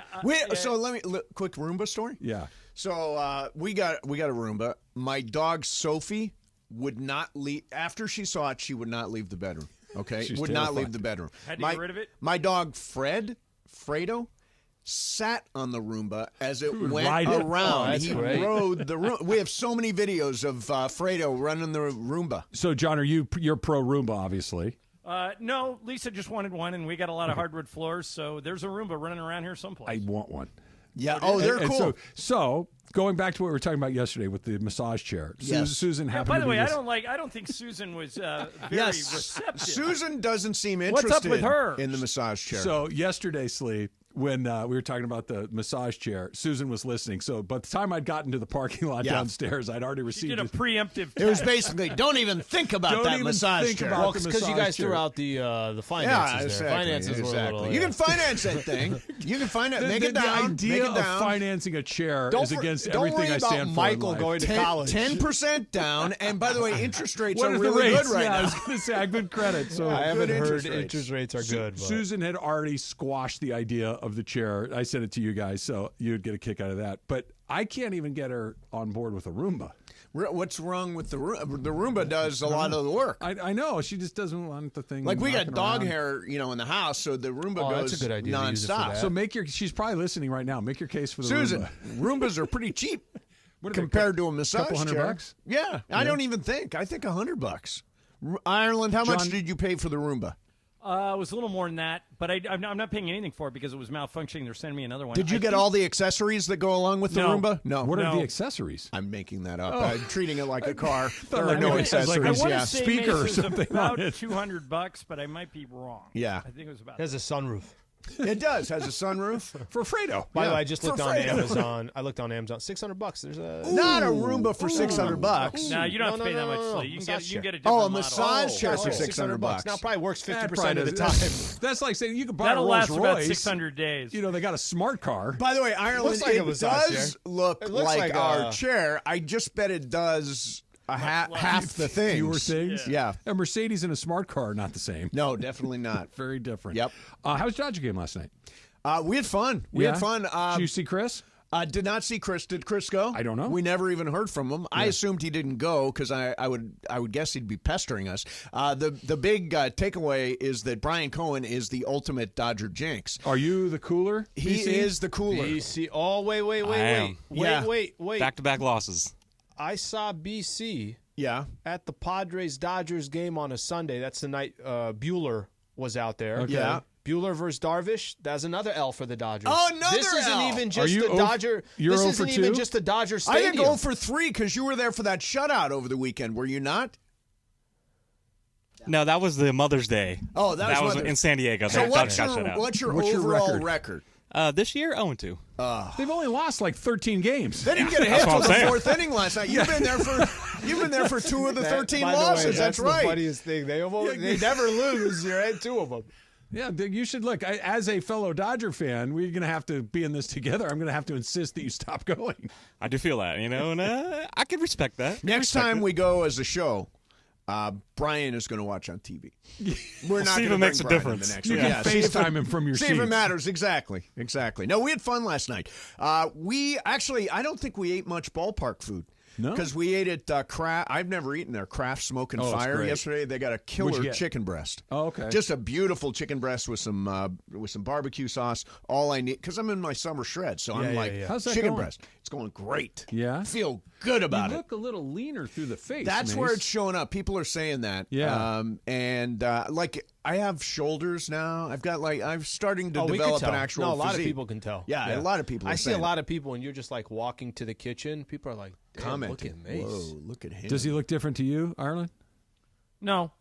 Nobody's going to kick sand in my face. I'll tell you that much. Are you looking for fights? Exactly. No, Nobody. I'll kick sand in your face, and then I'll just run. You can't run. Yeah, no, I'm coming for you. Yeah, you'll never catch Have me. you not hurt yourself in the gym yet? That's kind of No, I surprising. have not. Okay, Because don't do that. I've got this great trainer. His name is Steve Zim. He's the guy that's overseeing everything. And so the strategy all along was don't drive me out of this. In other words, don't make it so hard that I say, I don't know. Yeah, but you got hurt on a stationary bike. I did, but I mean, honestly, I was reaching down for my dog, and that's when that happened. But no, I've been totally good. I haven't pulled any muscles. Because I think I got a great trainer. You hear this every spring training. You hear it every training camp. You hear it every basketball training I'm going to camp. go on a Phantom IL some point this summer. I'm in the best shape of my life. Yeah. Are you in the best shape of your life? No, not there yet. Okay. Not there yet. I'm going to be, but I'm not there yet. This is basically, I think McVay was talking about you. It wasn't Kyren Williams. He says it's nothing to worry about. Right. He'll be ready to go for training camp. Right. I think he's kind of talking about Yeah, you. well, on this. Blake Corum is on ice if we need him. Yeah. They didn't take him to not play him. Nope, they did not. They Third did not. round too. Yeah, exactly. They didn't take him sign him as a free agent. Yeah, why not? The 3rd round pick. You were talking about the greatest. Apple put out the list of the greatest albums of all time. Did you hear that, John, by chance? No. Okay, so you guys are. I'm the outsider in this. Like, music is not the thing that I pay the most attention to. Here's the top 10 going from 10 to 1. Lemonade by Beyonce. Okay. Nevermind from Nirvana. Great one. Back to Black, Amy Winehouse. I love that album. Good Kid, Mad City, Kendrick Lamar. Yeah. Songs in the Key of Life, Stevie Wonder. Yeah. Blonde from Frank Ocean is number 5. Okay. Purple Rain, Prince. Of course. Abbey Road, The Beatles. Yep. Thriller, Michael Jackson, number 2. And number 1, The Miseducation of Lauryn Hill. Oh, wow. That's a surprise. I'm with you. Yeah. I'm with you. It's a surprise. One of my favorite artists, but I'm with you. I didn't think she'd be number 1. John, what's missing? I don't know. Well, Rumors was at 11. Bruce Springsteen, Born to Run, should probably be in there. It's I on think like 13, I think. Beach Boys, Pet Sounds. That's like 18. 18. You had And, 4 Carole in King hip-hop. Tapestry. Carole not King there? Tapestry. That's a It's good one. on there. I can't remember the number. Yeah. Did you say Thriller? Thriller's number Thriller 2. was number 2. Yeah, okay. You had 4 in hip hop and R&B in that top 10. Yeah. Yeah. I maybe it's just because this feels oddly tilted to more modern music. Am I wrong?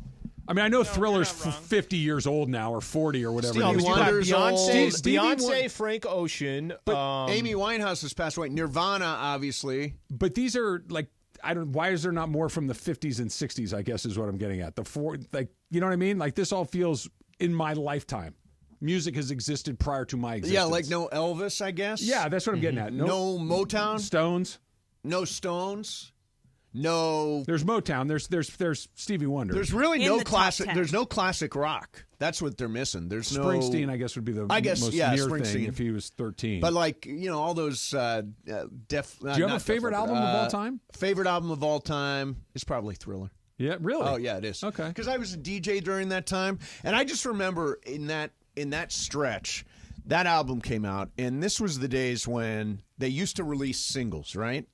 So now they, like Taylor Swift, they released the entire album and all 10 songs are in the top 10. She's an outlier. Yeah, she is an outlier. So you get the singles and they start coming in and you're like, oh my God, this one's better. This one's even better. This one's even better. And they all, I was like hosting the top 9 at 9. And, at one point, there was a Michael Jackson record at number 1 for about 6 months. Well, when Thriller, that was number 1 record for like my entire existence of junior high school, it felt like. A stunning number of singles on Thriller. That's what made it amazing. John, what do you make of the list? I think it's good. I'm with you. I think they tilted it towards more modern. I mean, Carole King Tapestry was the best-selling album maybe of all time for Mace. For how long? Oh, yeah. Well, she was one of the original female singer-songwriters. I think right after Joni Mitchell, and then Carole King was the natural extension of that. So, yeah, but she's legendary. She won all the Grammys for that. Blue by Joni Mitchell is like 15. Oh, is it? Yeah, Joni Mitchell's awesome. Joni Mitchell's playing the Hollywood Bowl this summer. Amazing. And she performed at the Grammys, too. Yeah, Joni Mitchell is alive. She performed on the Grammys. I'm going to say something that she's looked at life from both sides now. Go ahead. Joni Mitchell should not be doing concerts anymore. Oh, don't say that. No, she's too old. How old is she? From a guy that goes to see the Stones when they're limping around and propping up a drummer. The Stones can still sing. So can Joni Mitchell. Did you watch the Grammys? I did. I thought she was unbelievable. Oh, I don't know what you're looking at. Oh, I thought she was unbelievable. She's 80. She's 80, yeah. They basically, Trav, had to prop her up out there. You went to see Sinatra when he was on his last legs, John. So that's why people would go. But Joni Mitchell is Joni Mitchell. But it's more nostalgia than performance, am I wrong? Yeah. I don't know. Her version of Both Sides Now on the group. What did you think, Em? You actually look like you're siding with Ireland. No, I like Joni Mitchell. I just think that she needs the support.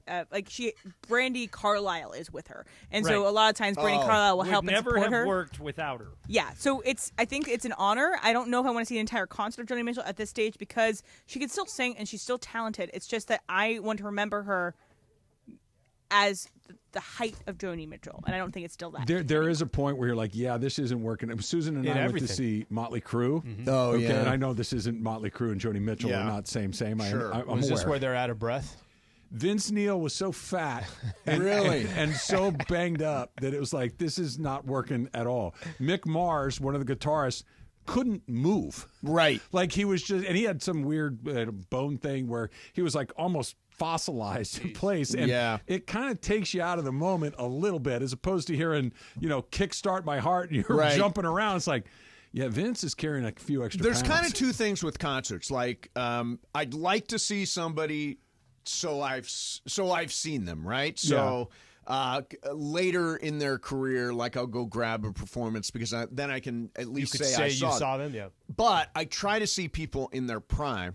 And, that's why I wanted to make sure to see Justin Timberlake, past prime or anything. But I saw him at a peak, and he was fantastic. But I wouldn't go see Madonna because I hear Madonna's super late and no fun. A little respect for the audience, right? Show up. If you say you're going to 10:15 is fine. But but Trav, she's like, her concerts are scheduled at 8, and she's showing up at 10:30. Yeah, no. Yeah, no. I just think it's rude. I mean, look, I like a good cold concession beer as much as the next guy, but not for 2.5 hours. Did you see they had 1.6 million people at a Madonna concert at Copacabana Beach in Rio? What? Yeah, 1.6 million people. Now, I think if you are number 1.6 million, you have no view of that stage, right? You cannot. I'm number 1.6 million. I can't see a damn thing. Yeah, you're 300,000. Right. How the hell do you see it? That's 16 Rose Bowls full of people. Okay, so I looked this up, and do you want to know something crazy? They've done concerts there before. There is a Rod Stewart concert at Copacabana Beach that drew 4 million people. No. 4 million people. I'm sure it was a big wild party. Aren't you for Brazil. a big wild party? Drinking your Caparinos? I like more of a intimate party. Yeah, Andy's 3 is supposed to be 1.2 million. 1.2 million this year. Wow. Are you expecting to repeat as host of the year? I would imagine you're the favorite. Heavy fit. No. Heavy Bill Walton fit. used to say you always take the I had a lot less defending mic time champion. this year. Yeah, So you're going to get it. You've got to respect the reigning champion. When they put the camera on you right before the announcement, do you feel like it's a setup at this point? Of course it is. Well, no, I mean, Carlo puts a little microphone on me. Yeah. And I'm like, I'm not winning this. Get this thing off. You're like a little Susan Lucci I action. am. I'm the Lucci of the Mandy's. I'm going to totally Luch this thing. Super Crosstalks brought to you by In-N-Out. In-N-Out, that's what a hamburger's all about. Breaking news in the South.